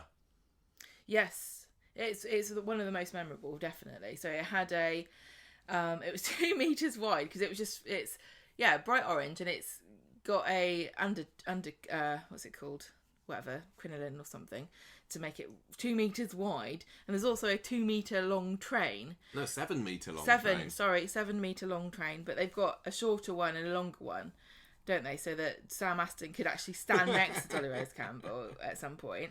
And there's 125 meters of fairy lights inside of it. It took 7 days to sew all this in. That Izzy, tell you what, she's been working really hard on this, hasn't she? This is the one slight problem that I have with it. As outrageously amazing as the dress was, did it feel like it was a bit too much? Would Izzy realistically have been able to make this? Did we have to suspend our disbelief here? She works in a factory and they make professionally designed clothes, so I think that she has the skill, but time, not sure. Don't worry about it. It wasn't really made by Izzy. It was designed by Licorice Black, who is a Manchester-based drag queen. Yes. And there was a mutual friend of theirs and Dolly's, and they were saying, Corrie's interested, and Licorice Black was like, I'm not sure about this. And then Dolly contacted them directly, and there was a meeting, and the costume and Dolly were involved, and eventually Licorice Black was like, okay, gonna go and watch about Gemma on YouTube, and boned up on it, and then came up with some ideas, and apparently, this is a quote, we kind of threw around some ideas, and we all agreed that orange was the way to go. It's a bold colour, and it will really stand out, and it'll work for the character, with Chesney, obviously. He's a ginger, did you notice? the wedding, like the official wedding photos that Coronation Street have released with the family, it just looks lovely, doesn't it? They look, great. If you say to anyone it's an orange wedding dress, you're just going to think, what on earth, that's horrible. But it looked absolutely amazing, and it did fit nicely with the orange tones of Chesney's Barnet, and some of the little quads are a bit gingery as well, aren't they? And it was just like the orange and the blues. It looked absolutely lovely. I can't, if that had been your wedding dress, if I turned around in the church and you'd been walking down the aisle of that, I'd be like, I'm not too sure about that. But the actual for Gemma, it was perfect, and the lights were just brilliant as well. I like that. I didn't realise. Cool and cute. Yeah, I didn't realise that they were going to flash. I'd seen pictures of it beforehand, already like lit up. But when Gemma pressed the button and they started flicking on and off like a Christmas tree, I just thought that this is absolutely perfect. Well, it's one of those things where there's nothing more endearing and charismatic than somebody just being themselves in a totally unashamed way. Yeah. And I liked that fact that Gemma had that moment of just like so proud of herself and her little, well, not a little, it was a massive dress. I'm glad that she got what she wanted. It was adorable. She looked so very cute, and she's a fantastic actress. The smile on her face looked completely genuine. It's just saying that Paul ruined it. Apparently, Dolly had a lot of say in the design of this dress as well, which I think was needed. Yeah, I loved it, and apparently they were going to be it's going to be on show at the Coronation Street exhibit at the tour. So if anyone's remember that the Coronation Street Experience. the Coronation Street Experience, which is opening next weekend. If you pop along there, you'll be able to see this wedding dress in the flesh. So that's pretty cool. Along with all the various other. I props do and like things they're looking gonna at have there. wedding dresses. Yeah. I think the thing about wedding dresses is that it's a chance for the costume department to really show off the character. And it's obviously an important part of many people's lives. But like if you think over the years about all the different dresses, they've always just been like, I'm thinking of, was it I forgot the name of the character. Was it Linda? Linda and her grapes. And her grapes. She's like, what's sophisticated? What's cool? Grapes, wine. I'm posh. I'm rich. I'm marrying a rich guy. I want grapes all over me, like Romans. Linda had. Baldwin. Yeah, and Becky with a Big pink fairy fluffy dress, and Yeah. Even like Claire at Christmas, Claire Peacock. Oh yeah, with a fluffy hood. With her Beauty and the Beast style cute little cape. I think I love seeing what Corrie comes up with, and I think that it's really nice to hear that different people were involved in putting this together, including Gemma and the whole overall look of the wedding was just lovely. Like you said, church fantastic. I was just a little disappointed in the low turnout at the church. I mean, we'd just seen, I can't remember who it was. Has it been on Classic Corrie or something else we watched? But some older Coronation Street weddings, literally, everybody was there, packed in, or whether they were close to the characters or not, they would just get everybody in there, plus all the extras and everything. And here we had some characters. We had like Asher and Ardy were there for whatever reason. Tyrone was there. Ruby and Hope were there. Still got the same old Ruby. It felt like it would have been nice to have shoved more people in. But I know that we've talked to Coronation Street actors in the past who've said that they hate filming wedding scenes, so maybe they just all, I know they couldn't have refused because to go. it's uncomfortable and boring, and normally cold or hot. Or it just felt a little bit empty, and like I said, it was a shame that there was no way of them being able to get Fierce or Scylla, or even, don't forget, they do have another brother, Chesney and Fierce. They've got their extra brother Billy Brown, who is in the Navy or something like that, and he's appeared once for Chesney for Scylla and Les's wedding. I think he's been retconned out of the show. Who's the other brother of Debbie and Kevin? Oh, Carl Webster. Maybe they all have their own show. Maybe. And they're like, this show is very drama free. Nobody watches it because we're just sensible and nothing bad ever happens here. Yeah. So anyway, that was the wedding. Generally good stuff. I'm glad that it wasn't wall-to-wall misery and they were able to turn it around and have some positivity. We're going to have, I would say, a much-needed break from this story now, I assume, while Paul swans around his mankini on the beach or wherever it is. I hope that we get some kind of photograph montage of them enjoying themselves. Not with the mankini. That thing with the mankini, I was like, I can see how it would get into a script, but can we really picture that the sort of thing that Paul wants to wear? I don't think it's really his thing. No, I it feels like it's just thrown in for a laugh, but I don't know. Right. I don't know. But anyway. So I think we've done that one to death. Now. We have. So Sorry, don't Paul. say death. It's a very sensitive topic. Right, the Justin case then. So this did go through the whole of the week, but like we said earlier, it really didn't start to kick in until the second half because there was lots of dilly-dallying about who's going to be turning up. And we only got a couple of scenes on Monday, which was... At least with the wedding, they had a decency to get the scene over and done with within like a minute. Who's coming and who isn't? Yeah. Well, whereas this was the whole week. We had a little bit of Daisy at the beginning of the episode saying, "Oh, I'm too sad about the trial to go along to the wedding," and Jenny and Rita there and saying, "Well, it's not stopping us from going off. Bye. See you later." And I suppose the catalyst for things starting to go a little bit wrong with this whole storyline on Monday, it was Karen turning up, Justin's sister, and she's come back for the trial. And she at this point is saying, well, look, I hope that Justin gets what he needs. She's kind of saying, I hope he goes down for it and gets the help that she knows he needs, because she does want to support him, doesn't she? Yes. But she also realises that if he's a bit nutty, he needs to get You can't say that. a bit of help. So, Tuesday, we see Daniel and Daisy. Tuesday's episode very much felt like, here's the second half of Monday's episode, didn't it? Yes. It didn't feel like 5 individual episodes. And I think that's another thing, thinking back on it, that made this week's not feel as Britain's Got Talent-y as it could have done. It was like, well, here's some episodes that we just kind of sliced up a little bit differently. But anyway, so that carries on basically from where it left off on Mondays. And what that means is Daniel and Daisy sort of having a bit of a chat about why Karen's turned up, and he's like mega suspicious of her.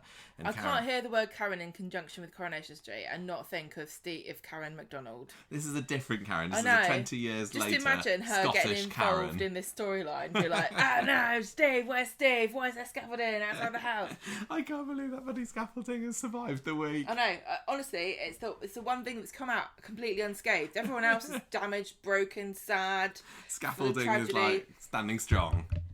I will never leave. So Karen talks to them That's about... the most anticipated exit of 2023. Karen's talking to them about feeling like she's kind of responsible for Justin's behaviour and everything. Maybe if she'd been a better sister, she could have stopped him. But then Carla and Ryan come into the pub and Karen sees the scars on Ryan's face and she's like, oh my gosh, this is all down to my brother. And Karen's getting really uncomfortable with Karen staring at him. Ryan is. Yeah. Ryan That's what I said. Didn't I say that? No. Oh, sorry.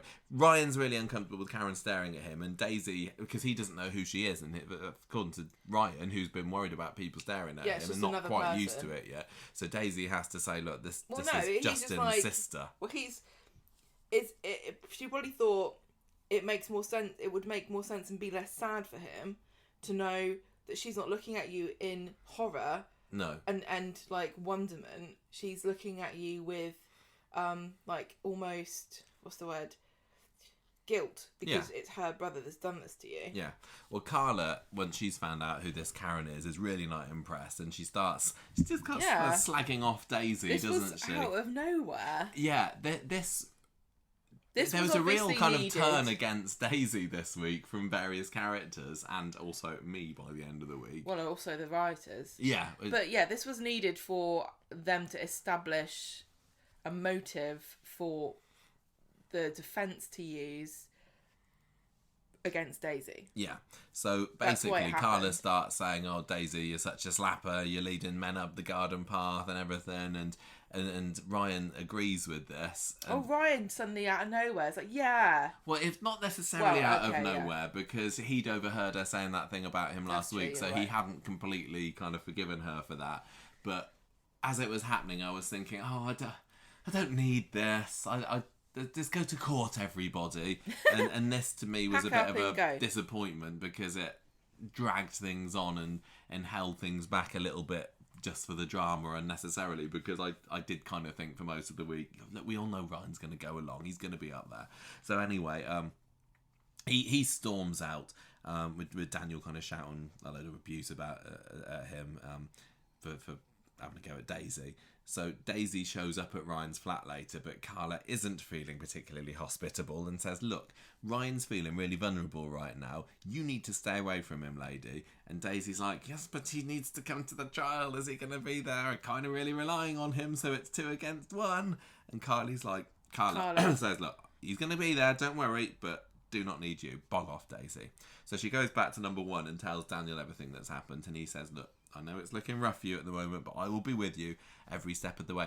Good. Daniel doesn't seem to have, like Chesney. Yeah, he's superfluous. Barely, it's unneeded like at the moment, this Corrie week. can't deal with more than like 3 or 4 characters in a story. Yeah, he's ever since the acid attack and the wedding that never happened for them. Daniel's really been a background character, and He's it's got been Markin. an awful. Yeah, that's true. It's been an awful lot about Ryan and Daisy, but anyway, she's like, "Oh, I don't deserve you, Daniel." And this is when he asked her about what Carla had said about her being Daisy being responsible for Ryan and Alia splitting up. And I can't remember, because I was kind of typing notes at the time, but did you get the impression that from that Daniel didn't know about that? Because I would have thought that would have probably come up in conversation or something in the time that he's known her. or that Alia would have made a narky comment about it, or he claims he doesn't know. Well, but he accepts this. Yeah, he says, look, as long as we can be honest with each other, hashtag no more secrets, and they have a nice little kiss at the end of the episode. And that's not the only kissing Daisy's going to be doing this week. This wasn't hashtag no more secrets, because this literally, they don't have any other secrets. No. Until Friday. Yes. So, Wednesday, the trial is ready to be kicking off. Daisy's still getting the jitters about it. What if Justin gets away with it? Daniel says, look, there is absolutely no way that Justin's going to be getting away with this. Well, it felt very much like a slam dunk, didn't it? Well, surely. I mean, I don't understand I was actually, on Friday's episode when the defence was grilling Ryan, I was quite impressed with how they managed to be somewhat convincing in the face of two characters saying we were there when this happened, it happened to me, yet the defence was still able to make out that maybe Ryan did it to himself accidentally. I don't understand. I don't understand. Like, is this realistic? I don't know. Right? But I remember when you were talking to me, when you were on the jury once, weren't you? Yeah. And you were talking to me after it happened, everybody afterwards, because you wouldn't tell me at the time and it drove me nuts. But afterwards, you were saying to me, like, you had to agree that without a shadow of a doubt, basically, with no reasonable doubt, that this person did the crime that they've been accused of. And as you were sort of laying out the various pieces of evidence, I was thinking, there's no way you can ever prove anyone's ever done anything. I know, you literally need to have video footage. Yeah, but even these days it'd be like, well, who's photoshopped this? Is this computer generated? You could do fake anything. I've seen lots of calls on social media this week for Jenny to get CCTV installed in the Rovers. She needs to. I think maybe now is the time. It's the thing with CCTV on Coronation Street though. As soon as you put it up somewhere, then it limits stories, and sometimes they'll have the CCTV's not working because that's convenient for the story, or there is CCTV because that's convenient for the story. Then just most of the rest of the time, just not mention this thing that is a fairly commonplace security it's like in measure. Movies. In horror movies, there always has to be a scene when they do found footage where they're like, "Why are you filming everything?" Because I just feel like I have to, or I can't get any signal on my phone. Don't worry, I'm sure it's fine. Yeah. It's always American. Well, I'm still wondering whether... I'm absolutely convinced that there's going to be something with Justin in this scaffolding. And of course, they may not have CCTV in the Rovers, but they do have Steve's video doorbell. And maybe there is footage of what's his name? Justin walking past number one with a big bottle that says acid or a skull and crossbones on the side. Or he's got the glass and he's going, whoop, better not drop this acid on myself. Yeah, I don't know. Oh, damn, Justin, stop speaking aloud. Okay, I'll stop doing it. I don't know. But anyway, I'm convinced there's going to be something there. Honestly, this drove me nuts because would this really... Okay, we'll get to it when we get to it. It just feels so crazy that you have two people going, like, literally, this guy did it. Here's all the evidence of why he would have done it. Here's his motivation. Yeah. And the defence lawyers were like, but what if it was you that did it? And I was like, yeah, what if it was him that did it? I know. Anyway, so getting back to Wednesday. So Ryan's texting Crystal about it being court day, and he asks Carla, I know, not real. Ask Carla to go to court to listen to the opening statement so he knows what he's up against. Cheating. And he's like saying, I don't know whether I'm going or not. And when he goes out of the flat, he sees Karen. And she tells him, look, I'm really, really sorry, but I've passed on what I heard about Daisy leading men on to Justin's lawyers. I need to get him off if he could be innocent. So she's had a massive 180, hasn't she? She was on Monday saying, yeah, get him sent down. He needs the help and everything. But she's now thinking... Maybe he didn't do it. Oh, but she must know. And watching her on the trial episode tonight, the look in her face is like, he did it. Because she just cares about him. She doesn't care about anybody else. And I mean, honestly, Justin, I'm assuming, I don't know about the psychology of this, but he's obviously got a mental illness that makes it impossible for him to understand that his unwanted attention. Is prison gonna help him? I mean, there's a completely different conversation to be had about should that be the purpose of prison. Some people think it shouldn't be. It should just be about punishment. But if you want a functioning, happy society, you kind of need to address some of the issues that have led to people being in prison. And I don't think for Justin's mental health that it is a good place, but equally I don't think that that's her main priority here for trying to get him out. She's not like if she was saying, please help me, stop, I don't want Justin to go to prison because I want to check him into a mental health facility, is she? She's like going, oh, Daisy's a slapper, so I'm sure that there would be some kind of psychiatric help offered to Justin in prison. Okay, I would like to think I'm not so. trying to bash prison, but they don't have the resources. I don't believe for a minute they've got the resources to address the issue behind what he's... Oh, you think? I don't know. I think there's a lot of people that work for the prison service that would love that to be true. Okay, anyway, so back to this. The court case is finally kind of underway-ish. Midway through Wednesday's episode at last, and Daisy's briefs talking, like doing the introductory statements and everything, and saying, oh, it was this is all the court's fault. They didn't grant Daisy a stalking protection order back when she needed one earlier this year. That's what led to Ryan getting the acid on his face, and as this is going on, we kind of see little cuts to the different characters that are, and all that, you know, how they're feeling at the time. Ryan's panicking on the sofa at home and stuff. I just want to quickly say something.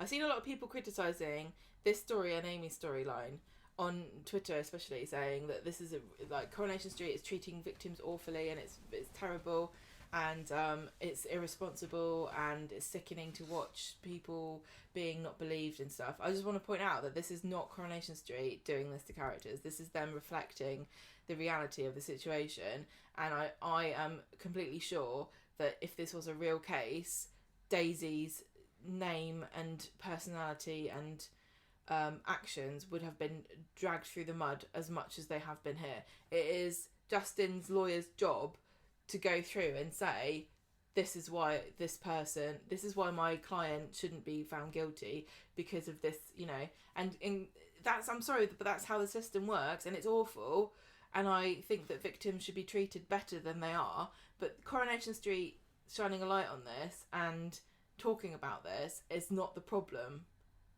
They're showing you what the problem is, and that's a complete difference. It did feel still, and this is moving on to Thursdays now, I suppose, a little bit, that there was a bit too much of a focus on, Your Honour, Daisy is a slag. But that's rather what would than happen. What actually happened on the day I know, of I think the the acid court attack. case would have had a lot more actually talking about what really happened. But I suppose it's a case like maybe they showed, maybe we're to believe that all We're of that and editing out a Daisy's lot of stuff. account of the morning happened off screen because we don't need to see her talking about We've it seen and what then actually Ryan happened. talking about it. Yeah, I'm just pointing out that the system treats victims in a very shoddy way, and a woman who's a victim of a crime like stalking would have this treatment. Well, we've seen the stats about the rape and stalking, about how few convictions are actually, or how few cases or charges or whatever are actually and how leads much to convictions people have at the to end. fight to get taken seriously. So I'm completely on Corrie's side here. I find it frustrating that people are blaming Coronation Street for shining a light on a problem. Like, why are you blaming Coronation Street for showing you what the reality is? I think, I mean, yes, it's reality, but I think it's also a dramatised version of reality somewhat as well. I'm telling you. Wow. I think that a lot of women who've had this experience would say this is not at all anything unlike what I've gone through. I don't know. You're probably right. Yeah. That's all you wanted me to say, isn't it? Yeah, that shuts me up. If you ever want me to shut up, just go, I don't know, but you're probably right. And I'll be like, yes, I rest my case. My work here is done. No more questions. So Justin's brief then stands up, and she's urging the jury to judge only by the evidence that they hear in court this week. Everything else is though, because hearsay. it's literally, what do you mean? There's no evidence then, is None there? of you are Coronation Street fans, are you? Because if you watch that episode and that happened, don't take Judge, that you know, Your Honour, influence your decision. I'm making a motion to remove the episodes of Coronation Street broadcast. Take them off ITV Hub for this week, remove please. them, strike them from YouTube. So Carla's up in the viewing gallery or whatever it's called. What's it called? The place where Blanche used to sit there, and collective. she and Jenny are there, and Carla's explained to Jenny that because they didn't grant the protection order, they're going to use that as evidence that actually Daisy didn't need it, so Justin's behaviour wasn't actually too bad. Well, this and is it means clever. they're only going to be able to judge the evidence that is presented in court. Well, this is clever. This is exactly what the job of the defence. Yeah, she does a good it's job. just a bloody shame that she's better than seemingly the prosecution. I did appreciate that both of the lawyers on both sides were not characters on Coronation Street, because as fun as it is to have, Imran there or Adam or Dee Dee or whatever, I know. Actually having the prosecution, the guy, he had the gravitas. Not that the other characters didn't, but as somebody who is completely removed from it, he to me felt like a very, very convincing, not that I know anything about it because I've only very rarely been to court in my life, he felt like he was absolutely a serious and removed, no personal connection, and I like that. You were saying that, but as you started talking, I was thinking, but I missed the days when it would have been Imran. I know. And he would have gone and had a little chat with Daisy, and would have gone, listen, Daisy, I'm doing my best here, but we really need to get Ryan in because his testimony is going to be crucial for turning the case. And then maybe he would have kicked. Maybe Imran would have kicked Karen in the head or something like that. So. They're all. Carla's also getting worried at this point about where Ryan is. She texts him, "Are you in court yet?" Nope, he's in his flat with his headphones on, rocking back and forth. Probably listening to country music. He's traumatized. Secret love. I really don't like this. I don't know how to tell her. So then we cut back to the court again, and there's a bit of a to-do because of the fact that Ryan hasn't turned up there, and Daisy's brief is granted a recess while they try and get hold of him, and Justin is starting to look pretty smug right now. Things are going his way. What's his name? Andrew Steele. Andrew Steele is Still.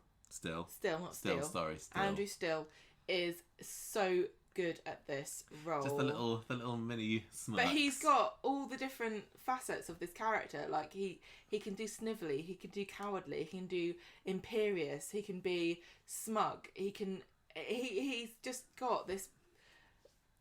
Yeah, he's just so insufferable, and you want to strangle him. But he can also seem pitiful and tragic, can't he? Mm. I think he's great. Only he could enunciate more clearly when he says what year the character was born in. Then he'd be perfect. We'll still never know when. No, shut up. So later on, Daisy's at Ryan's house. She's been like, "What the hell are you doing? Get yourself to court, mister." Karen's passing on gossip about us and everything that happens shouldn't change anything. And Ryan says, well, it does. Daisy, you are a manipulative cow. You lie, you cheat like it's nothing. And now I'm going to have to go and lie in court and say you're not. And she says, look, I'm not like that anymore. I've changed. Okay. I would never do anything like kiss somebody else's boyfriend when I or they are engaged or to somebody else. No way. I would never complicate things for no reason on a personal level. And he points up to his scars and says, I got this for standing up to you before. I've done enough to help you. Yes, for you, correct. So Thursday, by this point in the week I was thinking, where's the fancy editing? Where's all the blurriness or the flashbacky things? Is no one going to react to anything? Not that I enjoy them, but where are they? Surely this is the right week to it. And there we go. Fresh into Thursday's episode, we get an unnecessary fade in to Daisy hyperventilating in the back room of the Rovers about going back to court today. And Daniel and Jenny are there trying to calm her down. Daniel goes round Carla's flat and says, look, we can't let Justin get away with this. Ryan needs to get to court today. And Ryan's like, I don't really want to. I said Ryan. And oh no, I can't go to court today. He really wishes that he hadn't. Alan Carr. No, that was about Alan Carr. Has anybody else seen we watched the new Alan Carr program on ITV3? Swapping sides or something. Back of the net, swapping nets. We very rarely ever start new TV shows, but we saw an advert for this new Alan Carr biography where it's a bit like Young Sheldon, isn't it? Yeah. Except that it's young Alan Carr, but old Alan Carr's there. It's kind of like that cross between that and Jojo Rabbit. It's very good. Anyway, I digress.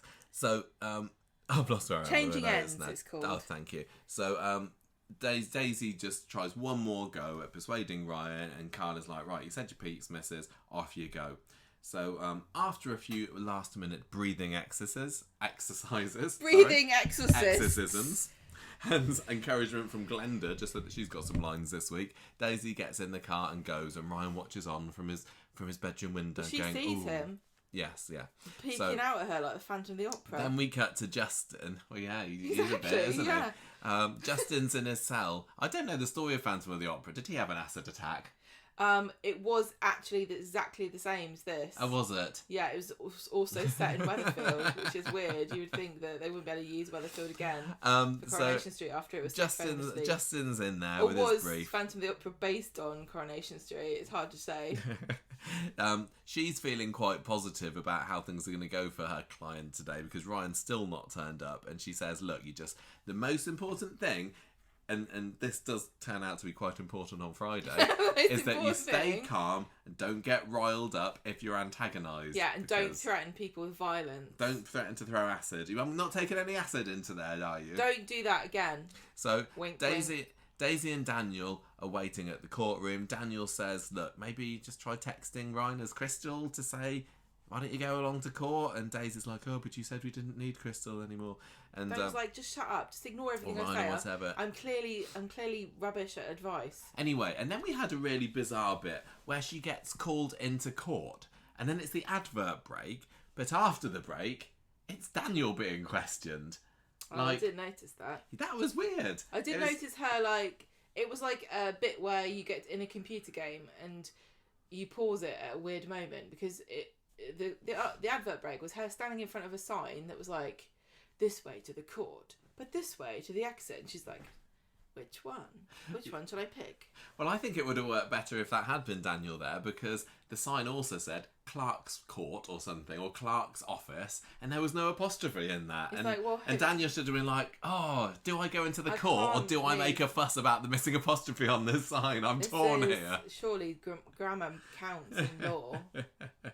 If we don't have grammar, what do we have? Maybe he's hoping to bring that up. Like, I don't try. Your Honour, who knows how many I move for a mistrial. You don't even know how to use apostrophes in this place. How can we trust you to? Well, this is like those sovereign citizens who like think that they don't have to follow the laws because of some weird grammatical mischief that they make with statutes and things. Anyway, so Daniel's there for whatever reason. It's him being questioned, and he talks about Justin stalking, and the jury's got printouts of the text exchanges between them and everything, and Daisy's brief reads out a sample of it, and it looks pretty damning for Justin, because Daisy makes it very clear in these text messages that he needs to bog off. And Karen's starting to look very uncomfortable hearing all this. Then he brings up the acid attack, and the defence lady is like, well, you weren't there, were you, Daniel? So we can't really talk about this. But you can remember that time that the exchange between Daisy and Justin in Victoria Gardens that one time. Oh, yeah, that's a bit awkward. Let's talk a little bit about that. Uh-oh. So they what happens there? Oh, yeah, that's when Carla then turns up and to the court, and there's a little bit of, I was in court once. Do you remember Frank Foster? Was that a Britain's Got Talent Week thing? It might have been. This was when Daisy's sitting in a chair in the foyer somewhere, waiting for Ryan to turn contemplating the fact that she doesn't want to go into court. Yeah. And Carla turns up and says, I went to court once. Yeah, I went to court once. I was nervous about giving evidence about Frank Foster when he raped me, and actually he walked free, but I'm sure I'll be fine. Basically, that was the gist of it. She's basically kind of saying, I'm glad I did it. Yeah, exactly. I would have regretted it if I hadn't ded it. Felt a bit of a weak argument, given the circumstances. Yeah.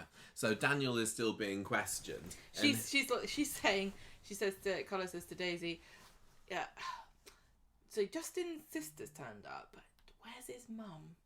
And how angry is she? Is she... Oh, yeah. Has she got a weapon or a vendetta or a stake in the factory, maybe? Actually, no. She's dead, isn't she? Who? Justin's mum. That was the whole thing that started this whole to-do. Then Justin's going to be fine. Yeah. Anyway. Because Frank Foster was killed by his mum, yeah, but Justin's mum's already dead. So. Well, Carla's like, I'm afraid this is one villain that you'll never be able to vanquish. So, Daniel's still being questioned by the defence, and he's saying he's having to try and defend the Daisy and deny the fact that she is highly strung and easily triggered, and that seems to be the thrust of the defence briefs. Well, she's undermining the argument Yeah. for the motivation for why he did the crime. Yeah. So she's attacking that aspect of he wasn't really a stalker, it's just Daisy's not got a sense of humour. Yeah. She also tries to say, they talk about that time that Justin let himself in through the back door, and she's saying, you weren't there again, were you? So you can't talk with any authority about that. As far as we know, maybe Daisy let Justin in, and she was just, and maybe you got angry about that, and maybe you're not even real. Have you thought about it? Maybe you're a character on a so TV show. It's not looking too great for Daniel there. Then it's Daisy's turn, and she's, after this difficult time that Daniel's had, she's very nervous about being questioned, and she talks about her story with her and Justin, about how persistent he's been and everything, how the police and the courts did nothing. She talks a bit about the acid throwing scene, but not a whole lot as far as I remember. And because the defence lady really just wants to concentrate on what a manipulative cow she is, and how she because she's on social media where she's been posting about how she's living her best life and everything, but now here she's claiming that she's been going through hell. Does that make her a bit two-faced, and can we not believe anything that you talk about? As in, are you the sort of person to give mixed messages? Have you been giving mixed messages to Justin? And Daisy's like, no, I was really, really clear about it. She brings up the Alia and Ryan thing, and Daisy hasn't got a leg to stand on. Yes, I did split up Alia and Ryan. So basically, by the time she comes off the stand, she's just been made out to be a little bit flaky. Daisy's like, but I've changed since then, and they're like, really, you've changed since then? So what do you think? What do you think's changed? Well, I've just matured a bit more. Oh, sorry. Are there new writers on Coronation Street? No, it's all the same ones. Oh, it must be a new producer then. No, it's still the same producer. So what you're trying to tell me is that you're a different character, but it's still the same production staff? I don't believe you, Daisy. I'm sorry. But I've become more popular, so they've tried to make my character nicer. I don't think so. So it's not looking good for her. Although lots of people, I would say quite rightly, pointed out that the line of questioning about, what sort of person is Daisy doesn't matter two jots at the end if they've got two witnesses that say that they saw Justin throwing acid over Ryan's face. No, I think the point here is, are these people reliable? Yeah. Yeah, so... Well, this becomes clearer on Friday, but as I was watching on Thursday, I was thinking, why are they not... their job is not to figure out what sort of person Daisy is. It's to find out what happened on the day. You poor naive man. I know, maybe I am. This is the... I'm always saying this, but as a woman, I think it feels very realistic to have your personality called into question if you say anything. Whatever you say, everyone's like, but what's the context? What's the context? What kind of person are you? How can we undermine your character by twisting everything you say and believe in? I think it's not just, this is a cultural thing, but it's also a part of the court. Like I said this before on the podcast loads of times, when I was watching the trial, there was a witness and he had seen something to do with this murder trial that I was in the journalist bit for. Oh yeah, you talked about that quite recently. I know I did, yeah, but this is a separate bit. So the witness on the trial in the case, he was just an old man who happened to see somebody going somewhere at a certain crucial point for the timing of the crime, and they eviscerated this man. Timing of the crime. They eviscerated this man, and he was just a guy that happened to be standing there while something happened and reported it to the police. But they were going, but in your witness statement you said this, but now on the stand you're saying that. How can we believe either of these things are true when you don't even remember what happened? And he was saying, but whatever I wrote down, whatever I said in the witness statement is going to be correct, and now I'm remembering it differently, but what I wrote down is right. And she's like, well, pick one, you totally... And I remember when we walked out of the during recess walking past this man, and he was just devastated. And this was just a man who wasn't even on trial himself. I mean, I know Daisy's not on trial, but in a very real sense she is, isn't she? Because she's being called into question. Yeah. But this guy was just, completely removed from the entire thing, and he was treated terribly, and this was real life. So what would they do to Daisy? I find this very realistic. As somebody who's seen one trial once. So Friday, you're an expert. I am an expert, and I'm an expert in lots of things because I've seen lots of things once. That's how you did so quick in that Coronation Street quiz earlier in the episode, because you see more than one of Corrie. Exactly. So Friday then, it's Ryan on the stand. Oh, sorry, I forgot to say at the end of Thursday's episode, Ryan turns up. Who'd have thunk it? So Friday's episode starts with him recounting the day. Hang on, he's in the witness. He's in the stand. He's in doing the spotlight. His testimony or whatever. And he's looking very anxious about this whole thing. Daisy, who's now been finished with, joins Jenny in the gallery. And Ryan talks about what happened on the day, and he says, I remember seeing the glass, and Justin was holding it a little bit like he had to be careful. This was great, this scene. And it is interesting that, why did Ryan know to jump out just in time? He explains it. Yeah, and I don't know whether this had been made really clear up to this point, or whether it was just, it was Ryan for dramatic effect, because everybody thought, watching this episode, that Daisy was going to be doused in acid, but it's actually Ryan that's going down that route. But yeah, he says that he just looked like he was holding it a little bit funny. And it also, he says it looked like, because when Justin said, if I can't have you, nobody can, I thought that he was going to hit her, so I jumped in front to try and stop her, and then he describes the moment of the acid hitting him, and he was like, for a minute it was nothing, and then moment of nothing, and then he does, and then he talks about the pain and saying it was like I had to pull my face off, like take it away, I can't describe it was hell. And Ryan Prescott really great delivery of those lines, and it made it feel absolutely horrific. So then it's the defence questioning Ryan. So Justin's the baddie. The baddie. Yes, the lady. And she's still focusing in on Daisy and his short relationship that he had with her a few years ago.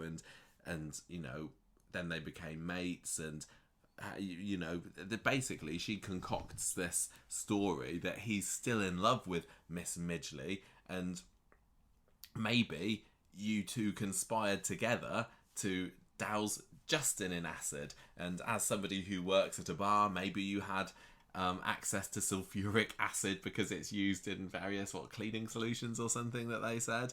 And maybe you meant to throw acid at Justin, and it went on you instead. And Ryan's like, no, that's not what happened at all. He's getting mega riled up at this point. There was also a bit that was little unnecessary, I would say, that he's brought a glass of water, isn't he? And he has a little panic about somebody. Well, he has a special effect.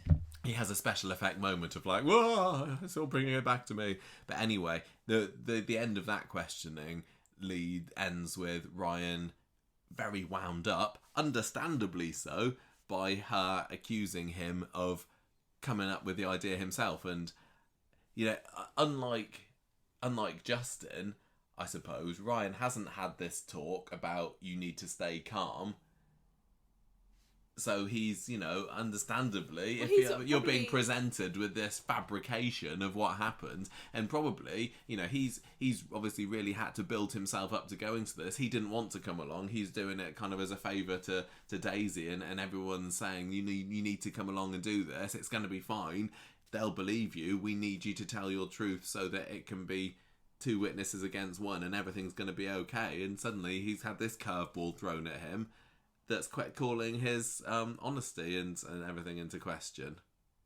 Well, yeah, and I mean, he wasn't expecting to be attacked like this, and also the theory here, it kind of felt a bit compelling at the time, and it does feel a bit as though how can you prove this didn't happen? But logically thinking, if Daisy would have had to have known that it was Ryan that brought the acid.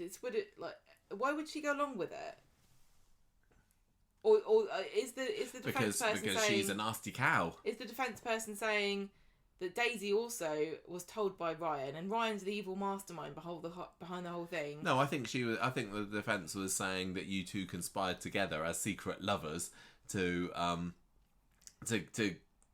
get back on him for supposedly Justin stalking Daisy, which actually we don't actually think he even did. It falls down under the slightest scrutiny, doesn't it? It does, but like you said earlier, it's her job to come up with an alternate version of events, and you know, if you're on the jury, does this seem plausible? It's really difficult to know. Like, if you were, we always ask this whenever there's a trial on Coronation Street. Like, if you were in the jury, who would you believe? And it's really difficult to be able to distance yourself. The point is that Ryan's not on trial. It's not a question. That's not how the system works. Only one person's on trial. So, do you think Ryan did it? Shouldn't really come into it, should it? I don't know. I always get confused about this kind of stuff. No, it must I find do. it rather silly. It must do. If you're saying that Justin is not guilty, then you are saying no, but it's not your problem. It's not your problem. That's the thing about. It's not. He wouldn't get convicted of it. That's the thing about the justice system, though. Yeah, the justice system isn't there to go. Well, if he didn't know who did, we need somebody to head pin on a this pike. on. Yeah. I just it just seems really far fetched. Like there's two. It feels like Occam's razor. You know, you got two people saying this guy did it. There's all this evidence and we've literally got printouts of him refusing to take no for an answer, but you expect me to think that Ryan was the one that was stalking her and threw acid on himself.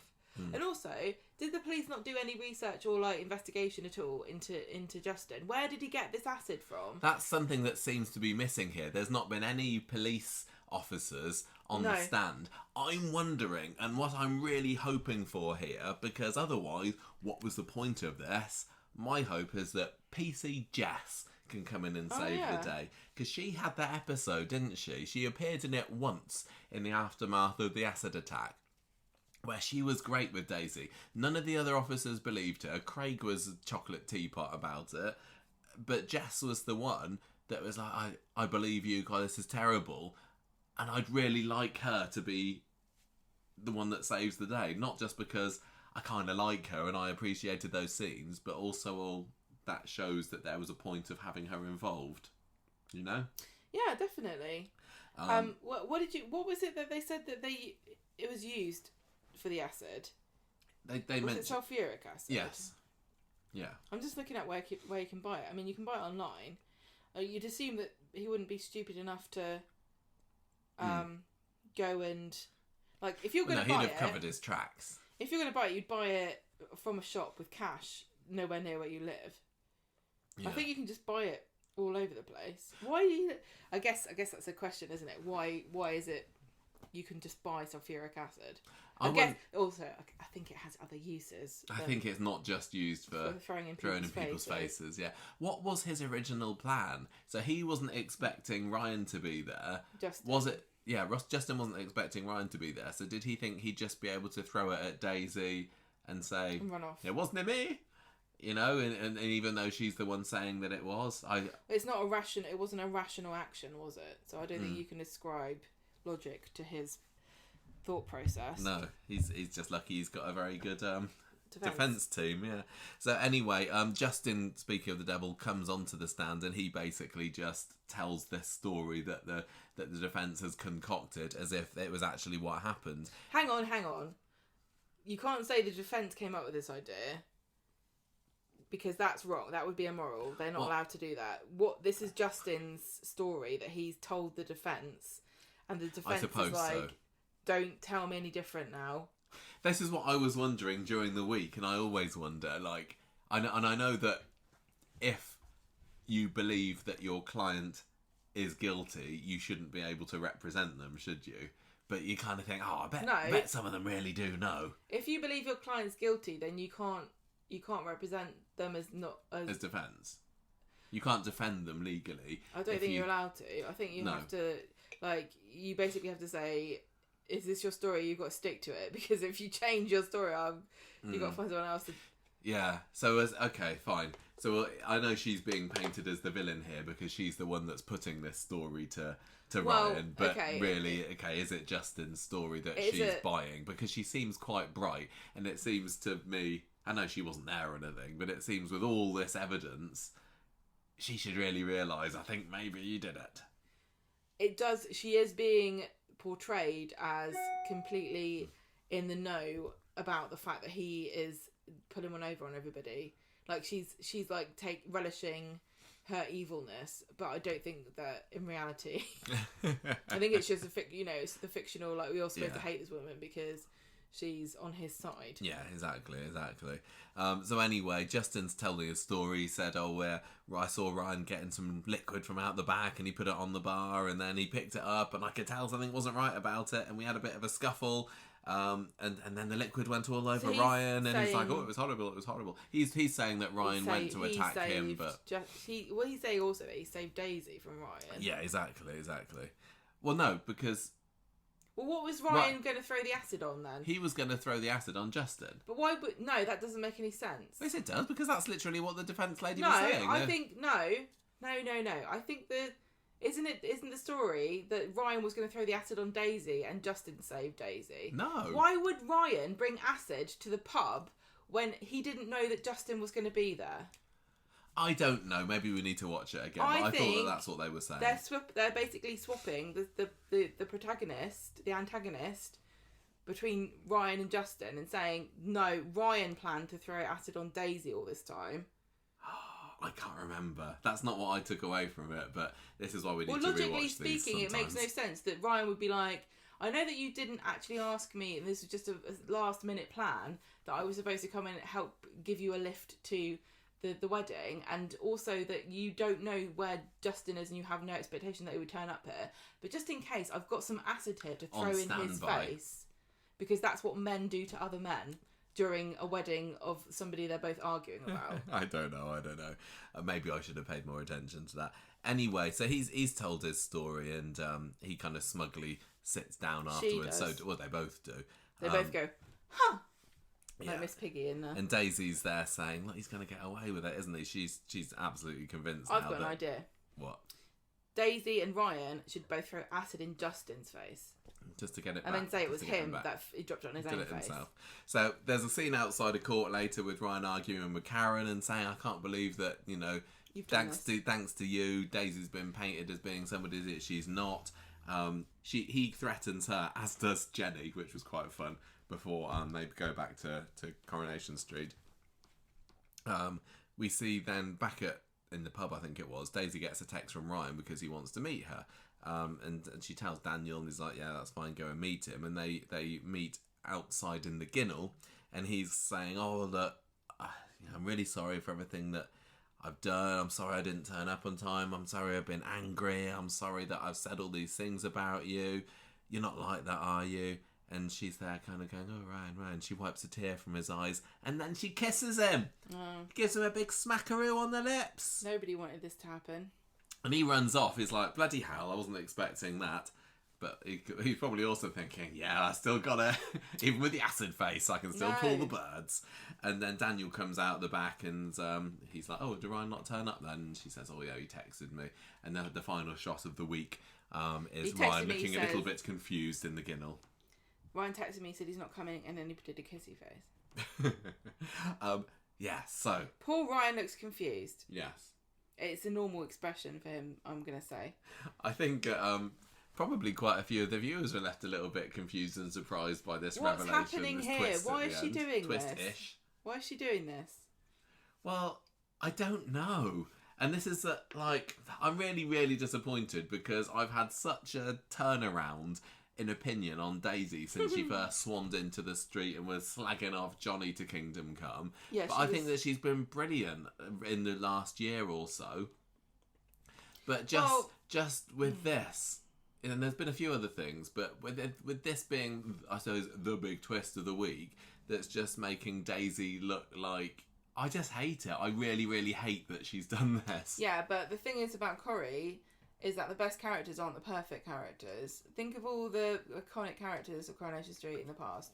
They're not saints. They don't do everything perfectly every time.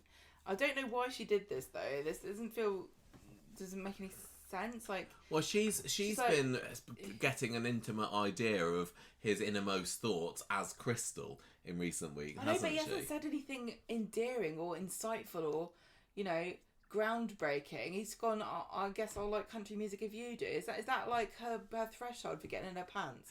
As long as you pretend to like the music I like, then I'll fall in love with you. I think that she's remembering what she kind of fancied about him before. Yeah. He's opened his heart to her. She pities him and feels a bit of guilt. I think there's definitely a little bit of that in there. But I'm just really gutted by this because I really enjoyed Daniel and Daisy together. I thought that they were a bit of an odd couple at the beginning when they first got together, but since then I've thought, no, go for it. And I don't need this extra added complication. The acid story, to me, was enough, and the stalking. And now we've got this illicit kiss in there. Is it going to turn into something else? And it's just feeling like... And I feel like I would be a hypocrite if I wasn't slightly annoyed about this when I've been having a go at Sarah Louise for admittedly doing worse than this. But... I think that faithfulness and everything is and fidelity is quite important in a relationship. I think this is karma for Daniel for cheating on Sinead when she was in her deathbed.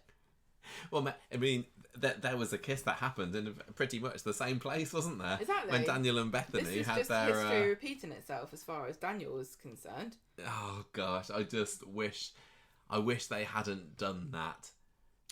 I'm sure it's going to springboard the story into other ways, but it doesn't need it. My argument for why moment. I didn't like it was because it just felt, again, like my argument I've been making all along about distilling stories that are unique and interesting into boring soap tropes.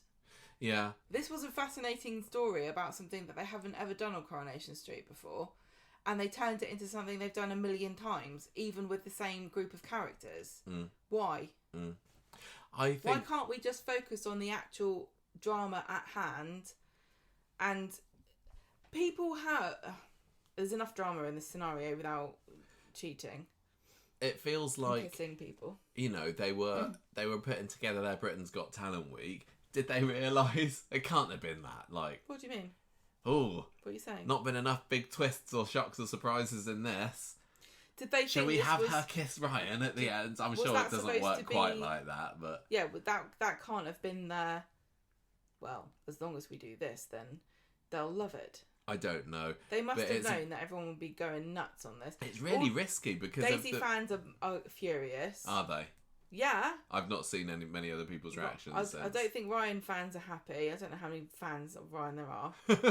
Well, you know... It also feels like a bit of a dangerous thing to do in the lead up to Britain's Got... not Britain's Got... the British Soap Awards, because they're literally happening tomorrow night, and Charlotte Jordan, who's been nominated for many awards, now goes into this big event with people going, oh, what a slag that character is. It's absolutely right. And she's been vile to Ryan recently and been I'd hope that unfaithful people were a bit to Daniel. More mature and less misogynistic than that, but I know it's not true.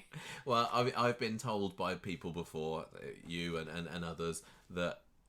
What? You can't say slag? that the imperfect characters are often the more interesting ones, and you can't just be a saint. I feel like I've made some big changes in my thoughts towards Daisy, and she's become a good person in my eyes, and now she's just done this. I'm like, no, disappointing. But goody two shoes are boring. Think of all the most boring characters on the street. They're always ones who do everything right all the time. So the only time Claire Peacock got interesting is when she went on the bloody run in France. This is smashing Tracy in the head. What's your prediction for next week then? So we're going to have some verdict Monday, Wednesday, I'm guessing. Do you reckon he's going to be let off? I like your idea about the scaffolding. I honestly think that he won't have learned a lesson from this. He's not going to be like, oh, I got away with it. I think I'll just cut my losses hair and go and stalk somebody else. He's going to be like, oh, I can get away. I can do what I like now. He will turn up and start scaling the... He'll start scaling the scaffolding and do Romeo and Juliet, probably. But is the problem going to be, you know, we'd built ourselves up for this Britain's Got Talent week to be amazing. And we thought, of course it's going to go this way. And then it didn't. and we were a bit disappointed, but is that just our fault? And if Justin doesn't get let off, if he isn't scaling scaffolding, if he doesn't fall to his death on the cobbles next week, and we're disappointed, that's not Corrie's fault, is it? Yeah, It's our fault for convincing ourselves it was going to happen. I agree with you to a certain extent, but I've also got to defend the fandom who may have been disappointed by this week by saying it doesn't feel like a good excuse to go, well, why did you think it was going to be good? It's your own fault. Right, let's just finish things off with the Roy story. I'm thinking am boiling hot, Michael. It is jolly hot. I'm thinking there's not much news this week apart from Jane McDonald's presenting the Soap Awards.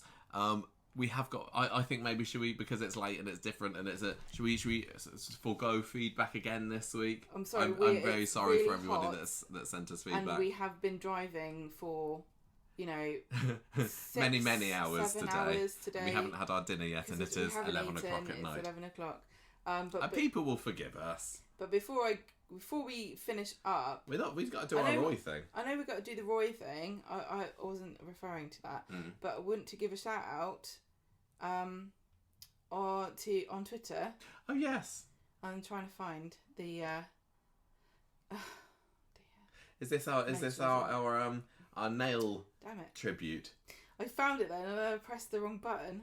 Yes, we have a very lovely person who has painted their nails in honour of the Soap Awards. So this is Miss C Davies 1 on Twitter, and she has painted. This is so amazing. She's painted her nails in for the Soap Awards, and she's painted. She's got 5 fingers, spoiler alert, on one hand, and she's done Corrie cobbles with the logo. She's done an Alan Bradley tram, which is great. She's got a Rovers R with a lovely green background. She's got the cladding outside of Jack and Vera's, but she's also got on her little finger the Conversation Street logo with our ducks and our orange. I love this. We saw this when we were driving up today. Touched, very honoured. So sweet. I think she's and it's not wonderful. just Hilda's ducks, because it is. Well, she said it's us. Yeah. And it's got the orange and it's background our orange. as well. Yeah, That's pretty cool. That's a nice bit of fan art. I'm just really chuffed I think by you're this. wonderful. Thank you. Yes. Anyway. Thank you. Anyway, right. So Roy doesn't paint his nails in this storyline. He doesn't. No. It is your turn.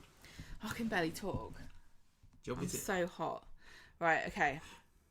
So, Monday, Evelyn comes into the cafe and Nina says, Roy's been sleepwalking again. And Roy, don't come anywhere near me, Michael. Sorry. Michael's trying to, rest his head He's on my knee. lounging all over you. Go away. And radiating hotness. Get me some water out of the fridge. Thank you, darling. Thank you so much, please, and thank you. Roy comes down, and because they're going to the wedding together, aren't they? And yes. Roy gets a call from the vet. I love how because this room is so small, we're just wandering around in the middle of the podcast and getting drinks out of the fridge. It's great. Okay, maybe that's what we need in the recording studio. A fridge. What, back at home? Yeah. Our recording studio, is that what we're calling it? Yeah. We're professionals, aren't What we? are you doing? I'm putting it down my top. Michael's making a big deal about it. It's nettling. Get a bottle of water It's in nettling. your cleavage. Right, okay. So, nice Roy's and had a cold. call from a vet. Roy gets a call from the vet because of Freddie, and he's got to take him there. He's been having his dingly danglies moved, doesn't he? And he's written the time down wrong. So they get back from the vets later, and they've missed the service. And Nina says, Wedding service. Yeah, not the snipping service. Nina tells Roy that the hospital has phoned and they want him to ring them back. And he sends her off home, and then he gets mad because people are asking him, what is going on? Why is the hospital phoning you up? So on Tuesday, Evelyn's talking to Roy about Cerberus after he lost his dingly danglies, and he was very was he morose about it? Yeah. And Roy's just putting off calling the hospital back, and so she suggests a game of Jim Rummy, because this is right. They're waiting for the operation. They've dropped Freddie off, and they're waiting for the operation to be completed. So she's like, while we're waiting, let's do Gin Rummy, but before that, you have to phone the hospital. So because there's 2 different procedures going on this week, isn't there? There's Freddie's dingly danglers, Mr. Floppy, and there's Roy with his heart stent that's needed. So Roy returns back from this phone call and tells Evelyn that he's got this procedure that's been booked for the end of the week. I hope he didn't get confused and book Freddie in for a heart stem. Yeah. Roy comes back speaking like this. I don't think they did anything right with my heart. Still feel a bit funny. I'm now speaking like Ashley Peacock now. No, that explains everything. Right, so she says great, but he's very anxious about it and he still doesn't want to tell Nino that he's got to have this. On Wednesday, Roy's overslept and Freddie's back home again. No, Freddie's run out the door. Why is he back home again? I thought he was getting his dingly danglies chopped off. He's back That's by what I then. just said. Oh yeah, he's back, but he's out again.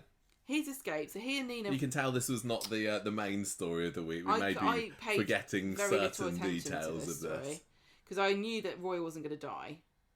So I wasn't worried about it. That would have been a big twist. That's what this Britain's Got Talent week needed. Roy dead. I don't want to sacrifice another person to Britain's Got Talent week. So, Roy's... Oh no, Freddie's escaped, so he and Nina go and look. And Jenny has to... This was great, because Jenny had to take over at Roy's. And I think don't think we've ever seen... We don't see her very often in there. We've certainly never seen her behind the counter. No. So I love that. That was brilliant. They run around and they find Evelyn and she's looking and she's going, Freddie! Freddie! It reminded me of the Dr. Gaddas scene. Yeah, it did. Moira's final moments on the street. No. Gaddas! They eventually bump into Beth and she has Freddie in her arms and Roy is relieved. I've seen people suggesting, because Beth says that he was sniffing around Peanut, and people online are saying, oh, has Freddie got Peanut pregnant? You know, is there still a little bit of ammo in the tube or whatever? Maybe he did get a heart stent instead. Maybe. So they hear about Paul's ailments, don't they? So Roy closes the cafe early and he realises that he can't keep this secret about his medical condition from Nina. It's not fair. So he tells her about his heart and he tells her about the fact he's got to have this stent put in. And it's a routine procedure, but he says it's, you know, just like anything, there's risks. So she gives him a big hug. And when Evelyn comes to the cafe later, Roy gives her an update and passes her an envelope. And he says, right, this is for people who may be affected. So he's clearly written a bunch of goodbye letters to people in case of his death.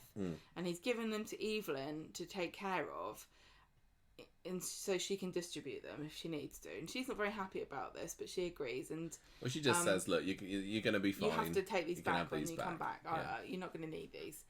I'm not going to need to open these. But of course, it's a bit too tempting, isn't it? So she is, on Thursday, she's in number 9.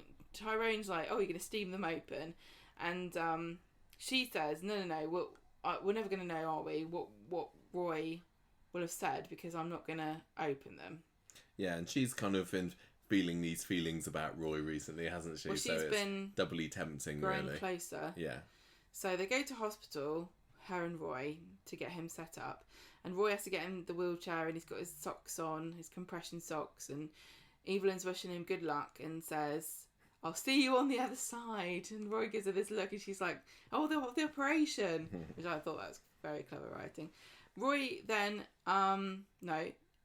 Tyrone. Sorry, I've written Roy here just to try and catch you out. So Roy he's off in cloud cuckoo land, hopefully not having his nuts taken off. But back at number 9, Tyrone catches Evelyn trying to steam this letter open that Roy's written to her. And he says, look, I'm not going to say anything. I really want to know what's in it too. So why don't you open it? So on Friday, she's opened this letter and Tyrone is also reading it. And I thought this was really great acting by Maureen Lipman, because as Tyrone is reading this letter aloud to her and therefore to us, she's mouthing along with the words, because she's obviously read this obsessively so many times. She knows it off by heart. And it's basically just saying, I'm sorry that I didn't survive. Please keep an unobtrusive eye on Nina. It was written in a very Roy way, doesn't it? Like apologising for not surviving and just being very matter-of-fact about things. And he's saying, I'm sad that our friendship has come to an end because it's become important to me over the years. Now, this tugs on heartstrings for Evelyn, who's very used to men of a certain generation not being able to actually say what they mean. And especially by that, Roy. she interprets it to mean, I love you. Mm. So she rushes to the hospital. Meanwhile, Roy's waking up from his operation and Yasmin's there, and she seems that she's wearing Hayley's coat, which she says she got from the hospital charity shop. Now, who would have thought it had ended up there when we know it had been dropped off at a charity shop and there is only one charity shop in the show that actually has a set? Psych out. It's not actually at the... Precinct. What's it called? Pope shop? What's it called? Gregory Pope It's Foundation. not at the Gregory Pope Foundation. It was at the hospital one. If only Emily was still in the show, she would have found it ages ago. Yeah. So he says to her, if it has a hole in the left pocket, it's Hayley's coat. And she realises that it is. So that mystery has been solved. And what a way to... Strange. What a way to end Soap Week. Yeah. I mean, this was, what, 8-9 months ago, maybe, that Hayley's coat went missing? And I felt like this was a bit of a... I don't know. This didn't feel like...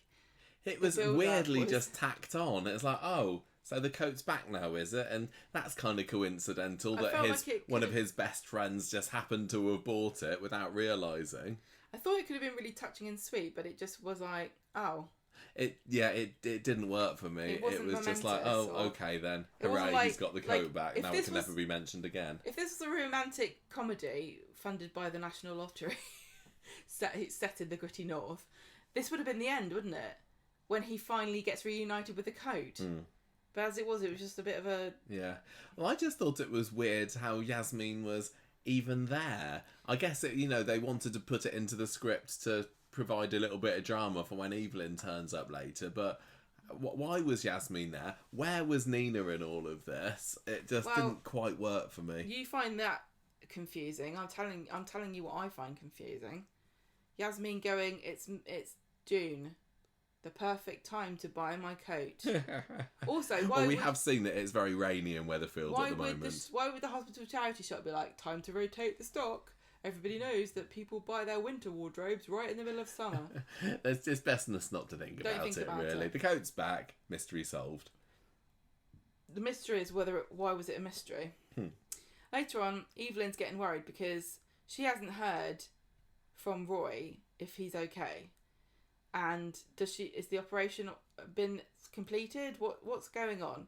So she phones up and she's like, Is Roy alive? I'm his older sister. And they tell him he's fine. Tell her she's fine. Tell her he's fine. Yes. Evelyn turns up at the hospital and she overhears Roy talking to Yasmin about Hayley. And Yasmin's like, oh, do you remember the library sit-in? Do you remember all the fun that we used to have? And remember all the great stories and adventures we had before that Evelyn turned up? Remember I've been in it for longer than Evelyn and therefore I'm better than she is. And Evelyn's like, damn it. So she leaves and she doesn't even tell them that she's there. So when she comes back home, she puts the envelope back in, she puts the letter back in the envelope and Carla comes around and she says, Carla's saying, oh, have you heard any news about Roy? I'm worried about him. And Evelyn's like, oh, who cares? He's fine. I think he's fine. I'm not bothered. Why would anyone be bothered about Roy?